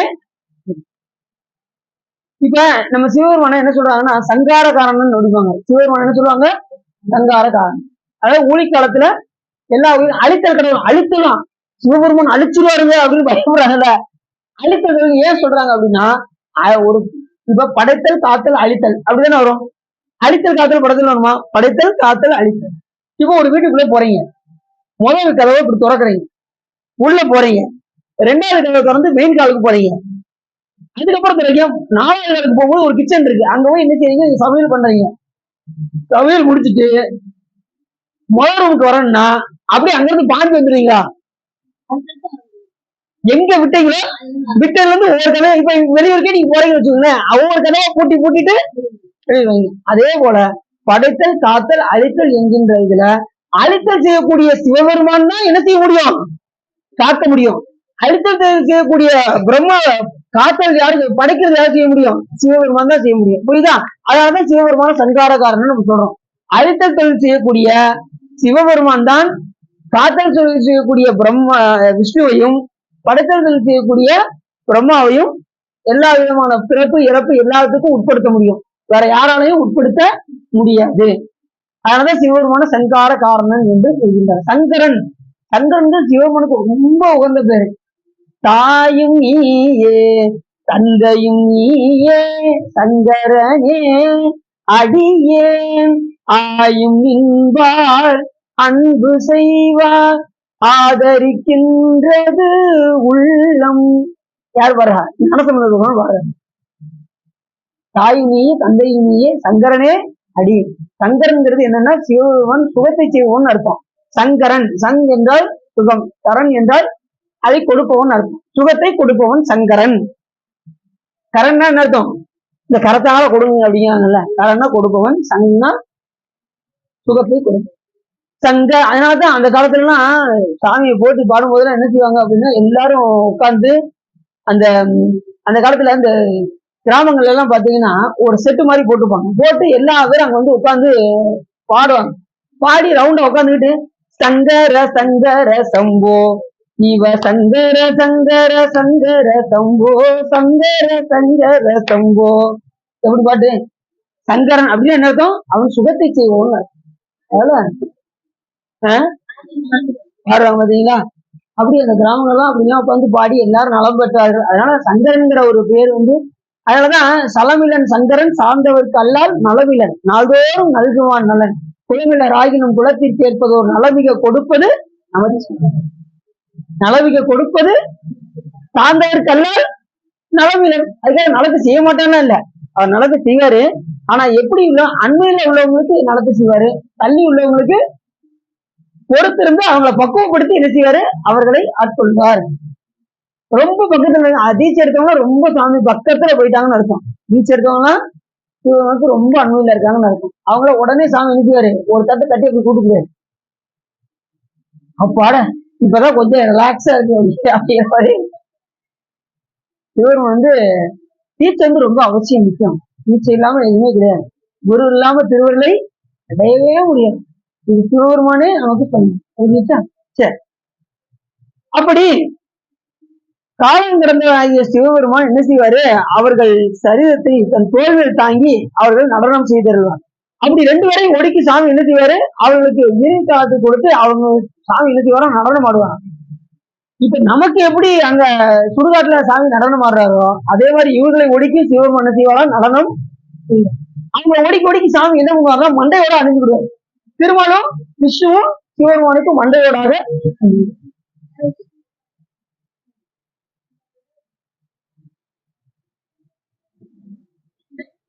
அப்படி அங்க அத்தகைய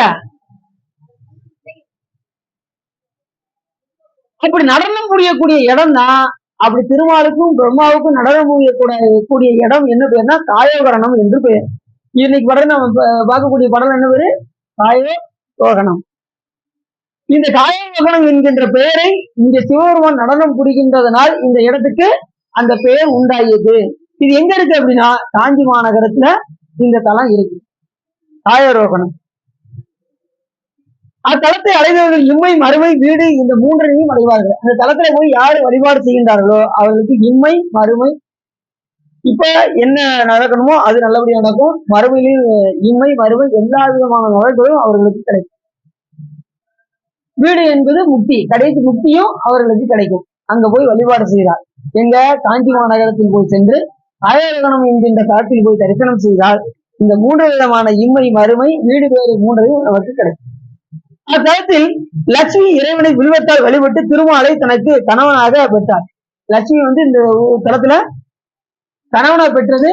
இந்த தளத்துல போய்தான் சுவாமி வழிபாடு செய்து லட்சுமி திருமாலை அடைந்தார் என்று சொல்றாங்க. எதால் அடிச்சுட்டு, வில்வத்தினால் அர்ச்சித்து, அதை மறந்துடக்கூடாது. எதால் அடிச்சுட்டு, வில்வம் அவ்வளவு சிறப்பு. இந்த வில்வம் மரம் வச்சிருக்காங்க, உண்மையிலே எனக்கு பொறாமையாவே இருக்கு. எங்க வீட்டுல இன்னும் காய் காய்க்க மாட்டேங்குன்னு வருத்தமா இருக்கு. காய் வச்சாதான் என் வில்வத்தை பறிக்க முடியும், இன்னும் பறிக்க முடியாது, பறிக்க கூடாது. காய் வச்சா நீ எவ்வளவு வேணாலும் பறிச்சுக்கலாம். சாமிக்கு அப்படியே அத்தை மரத்தையே அப்படியே உருவி எல்லாத்தையும் சாமிக்கு அர்ச்சனை பண்ணிடலாம். ஒவ்வொரு வில்வத்துக்கும் ஒரு சிறப்பு. ஒரு வில்வத்தை எடுத்து சாமிக்கு அர்ச்சனை செய்தால் ஒரு ஜென்மத்தினுடைய பாவ வினைகள் நீங்கும். ஒரு வில்வத்தை எடுத்து சாமிக்கு சமர்ப்பித்தால் ஒரு ஜென்மாவினுடைய வினைகள் நீங்கும். அப்போ ஒரு நாளைக்கு நீங்க ஒரு 10 வில்வம் போட்டா 10 ஜென்மம், ஒரு 1000 வில்வம் போட்டா வினைகள் கலைஞ்சிக்கிட்டே இருக்கும். இப்ப ஒரு சிவராத்திரி காலம் வந்துச்சு. ஒரு சிவராத்திரி காலம் வரும்போது அது புண்ணிய காலத்துலாம் சாமிக்கு வில்வத்தை அழைச்சிட்டா எண்ணில்லாத மடங்கு வினைகள் நமக்கு நீங்கும். சாதாரண காலத்துல போடுவதற்கும் விசேஷ காலத்துல போடுவதற்கும் சிறப்பு இருக்கு. ஒரு ஒரு என்ன பண்ணா, ஒரு காட்டுல அப்படியே நடந்து வந்துட்டே இருந்தான். திடீர்னு அவனை புலி துரத்திக்கிட்டே இருந்துச்சு. புலி துரத்துச்சு, விறுவிறுன்னு ஓடனா. உச்சியில மரத்துல ஏறிட்டான். கடக்கு பயம் தாங்க முடியாம புலி வேகம் துரத்தி சொல்லி எந்த மரத்துல ஏறிட்டான், வில்வ மரத்துல ஏறிட்டான்.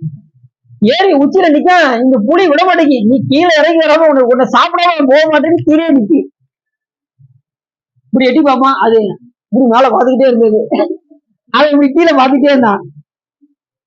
இப்படி இருட்டாயிருச்சு. அப்பயும் விடல, அது இப்படி பாத்துட்டு அப்பாட இப்படி பார்த்தான். அந்த சும்மா இருக்கும்போது எதையாவது நம்ம கை சும்மா இருக்காது. நம்ம யாராவது ஒரு நல்லா பாருங்க, சும்மா நீங்க உட்காந்து பாருங்க, இப்படியே எடுப்போம்.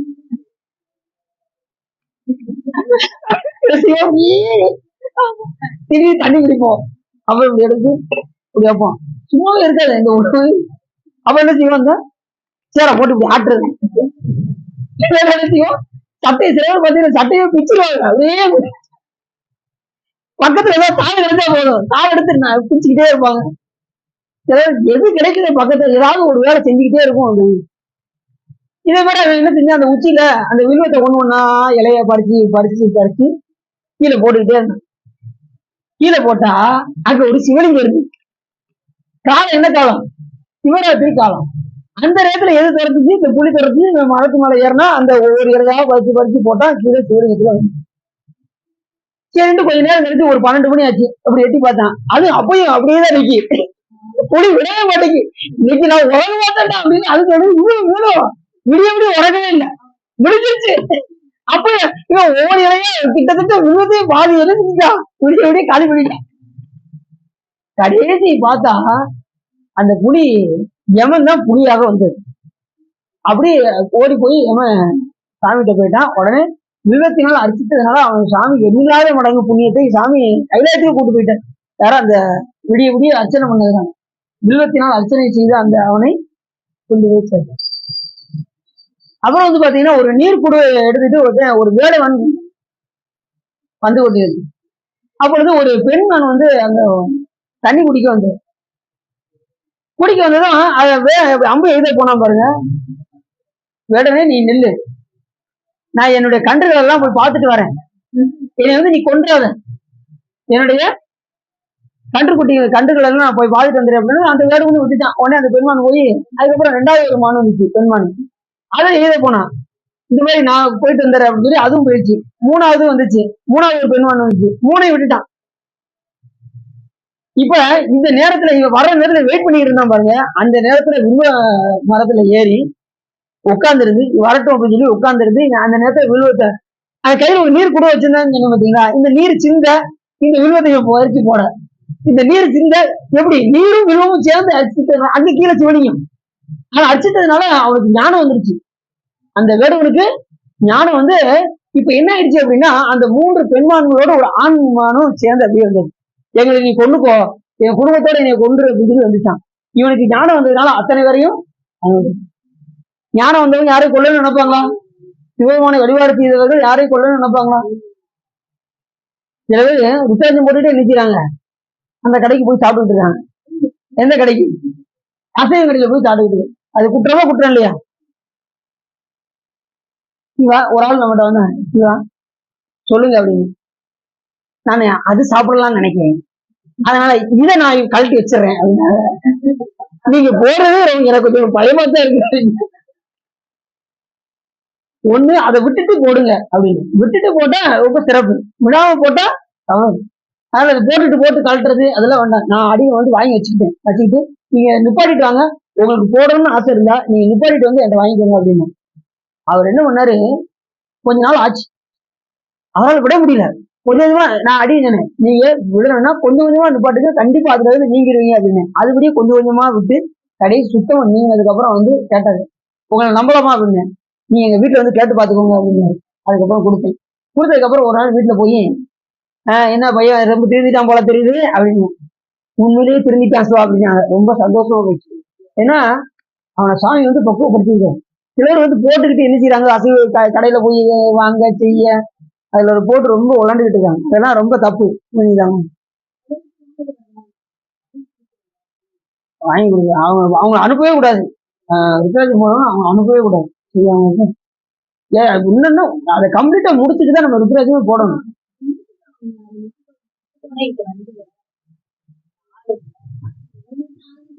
அவங்க கடையில போய் அவனுக்கு வீட்டுல வைக்க கூடாது.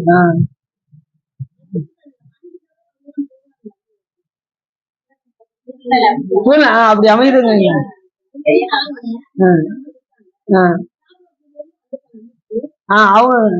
அவங்க நம்ம கடையில கூட்டு போயிடணும், அவங்க கடைக்கு கூட்டு போயிடணும். குடும்ப அளவுக்கு நாங்க இப்ப வந்து அதெல்லாம் நிப்பாட்டிட்டாங்க, நாங்க வந்து சிவபெருமான வழிபாடு செய்யறோம் அப்படின்னு அவங்க எடுத்து விளக்கு சொல்லி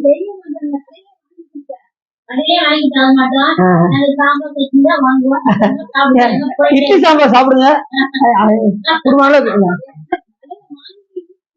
இல்ல இப்ப உங்க ருத்ராஜை போடுறதை பார்த்தாரு அவங்களும் கேட்க மாட்டாங்க, அதனால அவங்க மாறிடுவாங்க. இல்ல நம்ம வாங்கி கொடுத்தா நம்ம மேலதான் குற்றம், வாங்கி கொடுத்தா நமக்கு தான் குற்றம், நம்ம குற்றம், நம்ம வாங்கி கொடுத்தா நமக்கு தான் குற்றம். இல்ல இதுக்கு முன்னாடி நீங்க செஞ்சிருக்கலாம், இனிமே வந்து நாங்க இப்ப எல்லாம் அதை சாப்பிடறது கிடையாது, நாங்க யாருக்கும் வாங்கி நம்ம அதை அவங்கள பக்குவமா எடுத்து சொல்லி அதை நம்ம மாத்திக்கலாம். அவங்களையும் திருத்தத்தான் பார்க்கணுமே தவிர பூர்வளவுக்கு நம்ம அவங்கள திருத்ததான் பார்க்கணும். புரியுது? அவங்களுக்கு சொல்லிடணும், சொல்லிட்டு அவங்க அதுக்கு மேல அவங்க பேசுறாங்கன்னா பேசட்டு என்ன, அது மாதிரி பேசணும் இருக்கு என்ன, உண்மையை சொல்லிடணும். சரி, இல்லைன்னா அவங்களுக்கு வினை ஏறிடும், உங்களுக்கு வினை ஏறும் அவங்களுக்கு வினை ஏறும். அதனால வில்வம் வந்து ரொம்ப முக்கியமானது, ஒரு ஜென்ம வினைகள் நீங்கக்கூடியது. வில்வத்தினால் இறைவனை அர்ச்சித்தால் எண்ணில்லாத மடங்கு புண்ணியத்தை பெறுவோம். அதனாலதான் சொன்னாரு, யாவருக்கும் இறைவருக்கு ஒரு பச்சிலை அப்படின்னாரு. ஒரு பச்சிலை எந்த இலை போட்டாலும் சிவபெருமான் அரிசிவாரு, அதுலயும் வில்வத்தை எடுத்து அர்ச்சித்தால் எண்ணில்லாத மடங்கு சிவ புண்ணியங்கள் நமக்கு பெருகும். வில்வத்துக்கு அவ்வளவு சிறப்பு இருக்கு. வில்வம் 3 இலையா இருக்கும், சில இலைகள் பார்த்தீங்கன்னா மகாவில்வம் 9 இலைகள் இருக்கும். மகாவில்வம் பஞ்சவில்வம் இருக்கு, 5 வகையான வில்வங்கள் இருக்கு. அதெல்லாம் நம்ம நம்ம நம்ம திருக்கோயில ஒரு 3 வரைக்கும் இருக்கு. சில கோயில்கள் வந்து 5மே இருக்கு. சில கோயில்கள் வந்து பாத்தீங்கன்னா பஞ்ச வில்வமே இருக்கு. மதுரையில போனீங்கன்னா பஞ்ச வில்வமே இருக்கு. ஒவ்வொன்றும் ஒவ்வொரு வகையா இருக்கு. ஆனா சிறப்பு வந்து எதுன்னா மகா வில்வமும் இவங்க வச்சிருக்காங்க பாருங்க. இந்த வில்வமும் ரொம்ப சிறப்பு. 9 இடம் இருக்குல்ல, நம்ம இதுல இருக்குல்ல 9 இருக்கு. அதேதான் அடுத்தடுத்து 9 இடம் இருக்கும். சரி, அப்ப வில்வத்தினால் அர்ச்சித்துதான் திருமாலையே அடைந்திருக்கின்றார்கள் லட்சுமி. அப்ப நாம அர்ச்சித்தா என்னென்னலாம் கிடைக்கும் நீங்களே பாத்துக்கோங்க. அப்பாட திருமாலே கிடைச்சிட்டாரா, அப்ப நம்ம அர்ச்சித்து எதாவது பெற்றுவோம் அப்படின்னு நினைக்காதீங்க. நம்ம அர்ச்சித்து இறைவனுடைய அன்பை பெறுவதற்காக நம்ம என்ன செய்யணும், இறைவனை அர்ச்சிக்க வேண்டும். வழிபட்டு பெருமானே தேவனை அந்த நேரத்துல அவ்விடத்தில் இறைவனை வழிபட்டு வியாழ பகவான் அங்க வந்தாராம். எங்க தலத்துக்கு வந்து வியாழ பகவான் அவரை வந்து வழிபாடு செய்து, தேவரீரே நீங்கள் என்ன செய்ய வேண்டும் என்று சொன்னால், பிராமணர்கள் ஏனைய பிராமணர்கள் தேவர்கள் பிராமணராவில் தேவர்களே நீங்க எப்படின்னா பிராமணராக ஆகுவீர்கள். ஏனைய பிராமணர்கள் பிராமணன் அடியேன் பிராமணுக்கு பிராமணனே கதி என்று தேவரீரே யாரு சிவபெருமானை இகழ்கின்றார்களோ அவர்கள் வந்து பிராமணர்கள் அல்லர் அப்படின்னு யார் சொல்றார், வியாழ பகவான் அங்க வந்து சுவாமி சொல்லு. இறைவனை வழிபாடு செய்து வியாழ பகவான் யாரு, தேவர்களுக்கு குரு வியாழ பகவான். அவர் வந்து தேவகுருன்னே பேரு. வியாழ பகவானுக்கு தேவகுரு என்று பேர். அசுரகுரு வந்து சுக்கராச்சாரியர், அசுரர்களுக்கு குரு.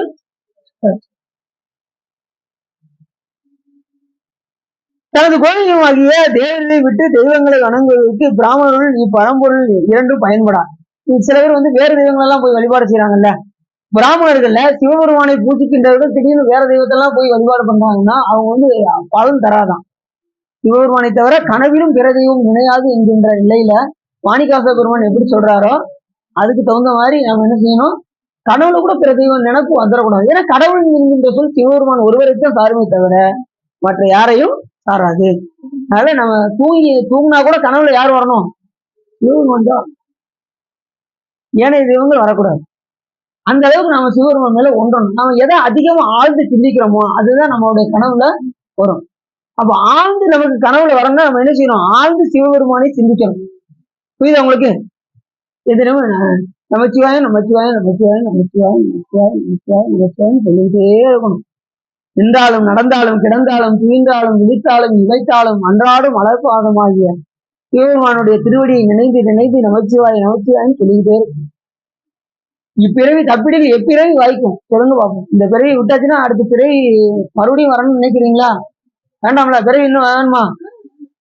சாமி இந்த ஒரு பிறவியே போதும் சாமி அப்படிங்கோம்ல. அதனால பிறவில இருந்து தப்பணும்னா ஒரே வழி இறைவனை நல்லா பிடிச்சுக்கணும், கெட்டியா பிடிச்சுக்கணும். சிவன் நான் உன்னை விட மாட்டேன் சாமி அப்படின்னு உண்மையே உன்னை சித்தனை பிடிப்பேன் எங்கிருந்து அருள்வது இல்லை சாமி. மாணிக்கிறது என்னது சாமி, இந்த புலையில கூட நீ என்ன செஞ்ச, ஒரு பொருள் நினைஞ்சு இந்த புலையினா இந்த புழுக்களை புழு வச்ச நாய் ஒண்ணு இருக்கும், அதை பார்க்கவே முடியாது. அந்த அளவுக்கு தன்னை எவ்வளவு கீழே தாழ்த்தணுமோ தாழ்த்தாரு மாணிக்காசகம். இந்த புலையினையும் பொருள் என நினைந்து உன் அருள் புரிந்தான். என்னை பொருள் நினைச்சு நீ என்ன செய்யற, உன்னுடைய அருள் புரிந்தான். புரிதலும் கழித்து தலையினால் நடந்தேன் விளைப்பாக என்னில் வானவனே சங்கரா என்னில் வானவனே அடல் நீர் விடமுண்ட நித்தனை என்னை செத்திட பணியாய் திருப்பெருந்துறை மேவிய சிவனே அப்படிங்கிறாரு மாணிக்கா. இப்ப எப்படி சொல்றாரு, புலையனையும் பொறி என நினைந்து உன் அருள் புரிந்தார். புரிதலும் கழித்து தலையினால் நடந்தேன் விடைப்பாக சங்கரா என்னில் வானவருக்கெல்லாம் இளையனே அலை நீர் விடமுண்ட நித்தனை என்னை செத்திட பணியாய் திருப்பெருந்துறை மேவிய. சாமி ஆட்கொண்டதுக்கு அப்புறமும் ஆணவம் என்ன செய்யுது, கொஞ்சம் தலையை தூக்குதுனால கீழே போட்டு மிதிச்சிருக்காரு சாமி நடராஜ பெருமானு. அந்த முயல் என்ன செய்யுது, லேசர் தூக்குதா, தலையினால் நடந்தேன் விடைப்பாக. அப்பயும் தலக்கணம் குறைய மாட்டேங்குது நமக்கு. எல்லாம் நம்ம ஏற்பாடுதான். அன்னபரிச்சை யாருங்க, எல்லாம் நம்ம ஏற்பாடுங்க அப்படின்னு என்ன அர்த்தம், ஆணவம்னு அர்த்தம். நம்ம செய்தோங்கிற என்ன வந்துருச்சுனாலே ஏதோ திருவருள் துணை செய்வது. எல்லாம் சாமி திருவருள் சொல்லிட்டே இருக்கணும். நம்மளுடைய கையில எதுவுமே கிடையாதுங்கிற அந்த உணர்வு நமக்கு வரும். எல்லாம் இறைவன் தான் செய்யறாரு. அது மாதிரி இந்த பொருள் எல்லாம் நம்மளுடைய பொருள் அல்ல, நமக்கு கிடைக்கப்பட்ட செல்வங்கள் நம்முடைய செல்வம் அல்ல, இறைவன் வந்த இச்செல்வம் சிவன் தந்தது என்று நம்ம நினைக்கிறோம். இன்னைக்கு நம்ம கிட்ட 10 ரூபா இருக்கும், அந்த 10 ரூபா நம்ம கிட்ட இப்ப நிரந்தரமா இருக்குமா? நாளைக்கு அது வேற ஆள்கிட்ட போயிடும். அதனால இடையில் வந்த இச்செல்வம் சிவன் தந்தது என்று அதை நாம் அனுபவிக்க வேண்டும். இது நிரந்தரம் இல்லை அப்படிங்கிறத நாம உணர வேண்டும். இந்த உலகத்துல எல்லாமே நிலையில்லை, நிலையில்லாதது அப்படிங்கிற உணர்வு நமக்கு வந்துட்டே இருக்கும். எதை பார்த்தாலும் எது நிலையில்லாதது அப்படிங்கிற உணர்வு நமக்கு வரணும். புரிஞ்சுச்சா? சரி. அப்படி அது வந்து நடக்கு. அப்படி இவ்வாறு உயர்ந்த வேதம் தோன்றி நீ விரும்பியவாறு கூறுக என்று வியாழ பகவான் வணங்கி தேவனுடைய திருவடி என்று சாமி கேட்டாராம். உனக்கு என்னப்பா வேணும் அப்படின்னு கேட்டாராம் வியாழ பகவான்கிட்ட. சாமி எப்போதும் உங்ககிட்ட இருந்து நீங்காத அன்பு வேண்டும் என்று கேட்டார். நாம் அதுதான் நீங்காத அன்பு. வேளாண் நதிக்கும் தெற்கில் உள்ள காயலோகன தீர்த்தத்தில் என்றும் எனது வாரத்தில் மூழ்கி தேவரை வணங்குபவர்களுக்கு விரும்பிய பலனை தந்தரல வேண்டும், முக்தியும் தந்தரல வேண்டும் என்று. அவர் வாரம்னா என்ன வாரம்? வியாழ பகவான். அவர் வாரம் வியாழக்கிழமை.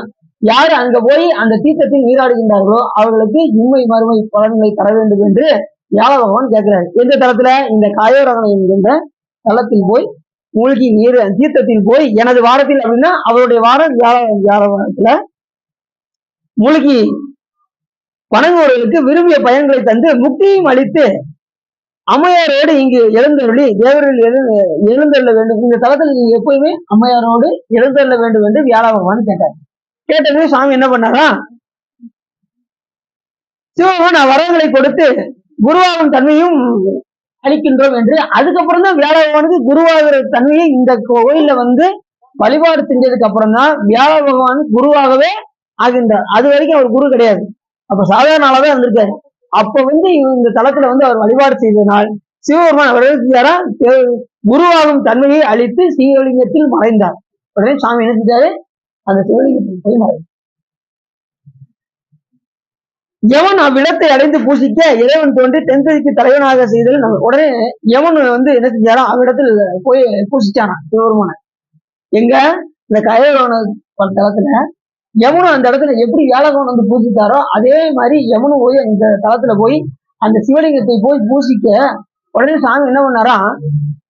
அவருக்கு காட்சி கொடுத்து தென்திசைக்கு தலைவனாக இருக்கும் நம்மை வணங்குவோரை நீ தண்டித்தால், நம்மை வணங்குவோரை தண்டிப்பேயானால் உனக்கு பதவி நீங்கும் அப்படின்னாரு சாமி. அவருக்கு யமனுடைய பதவி. அதனாலதான் யமதூதரும் அஞ்சுவர் இன்சொல்லால் நயம் வந்து ஓதவல்லாத தம்மை நன்னினால் நியமம் தான் நினைவாருக்கு இனியா நெற்றி நயனன் நாமும். யாரு நமச்சிவாயன் வாழ்கிறே வந்து சொல்றாங்களோ அவங்க பக்கத்திலேயே நீ என்ன செய்யக்கூடாது? பயப்படுவான். யமன் வந்து பயப்படுவான் நமச்சிவாயன் சொல்றது உயிர். அதனால யமதூதரும் அஞ்சுவர் இன்சொல்லால் நயம் வந்து ஓதவல்லாத தம்மை நன்னினால், இந்த உயிர் நமச்சிவாயன் சொல்லுது அப்படின்னு சொல்லி யமதூதரை பயந்து நினைச்சாங்களோ வேகமா வருவான், வந்து வணங்கிட்டு போயிடுவான். வந்துட்டு உயிரை தூக்க வர மாட்டான், வந்து வணங்கிட்டு சாமி நீங்க பல்லக்குல போயிட்டாங்க அப்படின்னு சொல்லிட்டு திரும்பி போயிடுவாங்க.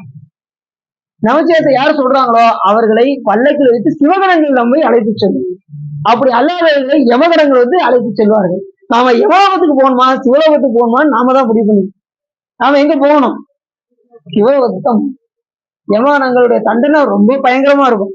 நம்ம அந்த பக்கமே நம்ம என்ன செய்ய வேண்டாம். நமச்சிவாயத்தை சொல்லியாச்சு நம்ம அந்த பக்கமே ஏழை பக்கமே போகவே வேண்டாம். சரி. அவ்விடத்தில் பிதர்களுக்கு செய்கின்ற கடன் செய்தால் உடனே வீடு பேர் அடைவார்கள். யாரெல்லாம் தகப்பனாருக்கு அந்த கடன் எல்லாம் இங்க வந்து செய்யறாங்களோ உடனே வீடு பேர் அடைவார்கள். அப்படிப்பட்ட மின்னல் போலும் நீண்ட சதையுடைய முனிவர்களே இக்காலத்தில் வரும் அநேகர் வழிபாடு பெற்று முக்தி பேர் அடைந்திருக்கிறார்கள். இந்த காலத்தை எத்தனையோ பேர் வந்து என்ன செய்யறாங்க? முக்தி அடைந்திருக்கிறார்கள் என்று இந்த இடத்துல அந்திய வருவன் அந்த முனிவர்களுக்கு எல்லாம் எடுத்து இந்த கதையை எடுத்து சொல்ற.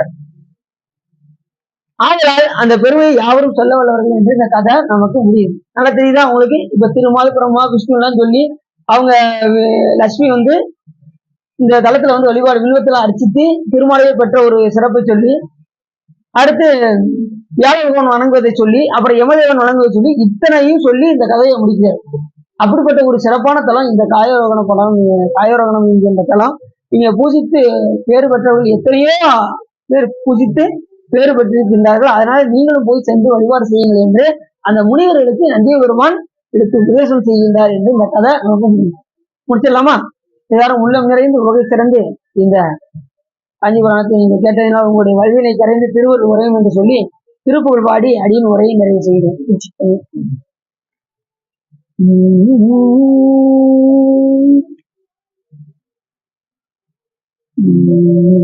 சந்ததம் வந்த தொடராலே சஞ்சலம் துஞ்சி திரியாது கந்தனென்றென்று முனை நானும் கண்டு கொண்டென்புற்றிடுவேனோ தந்தியின் கொம்பை புணர்வோனே சங்கரன் பங்கி சிவை பாலா செந்திலம் கண்டி கதிவேலா தென்பரம் குன்றி பெருமாளே. கைலாயபரமதி விஞ்ஞான போதனை காட்டும் வெண்ணை பைவாயும் வைகண்டால் தந்ததிக்கு ஒரு விஞ்ஞான பானுவாகி குயிலாரும் பொருளில் திருவாவூடு திருவாள் நமச்சிவாயுவன் செயலாகி மரபுடையவன் திருமரபு நீடூழி தலைகமாதோ வான்முகில் வளாதிபிக மலிவளம் துறக்க மன்னன் கோன்முறை அரசு செய்க குறைவில்லாத உயிர்கள் வாழ்க நான்முறை அறங்கள் ஓங்க நற்றமும் வேள்வி மல்க மேன்முகள் சைவ நீதி விளங்குக உலகமெல்லாம். அரகம பார்வதி வதையே நாருடைய சிவனையை போற்றி. வேல்முருகனுக்கு சிற்றம்பலம் தில்லையம்பலம் பொன்னம்பலம் அருணாச்சலம். அந்த பணியை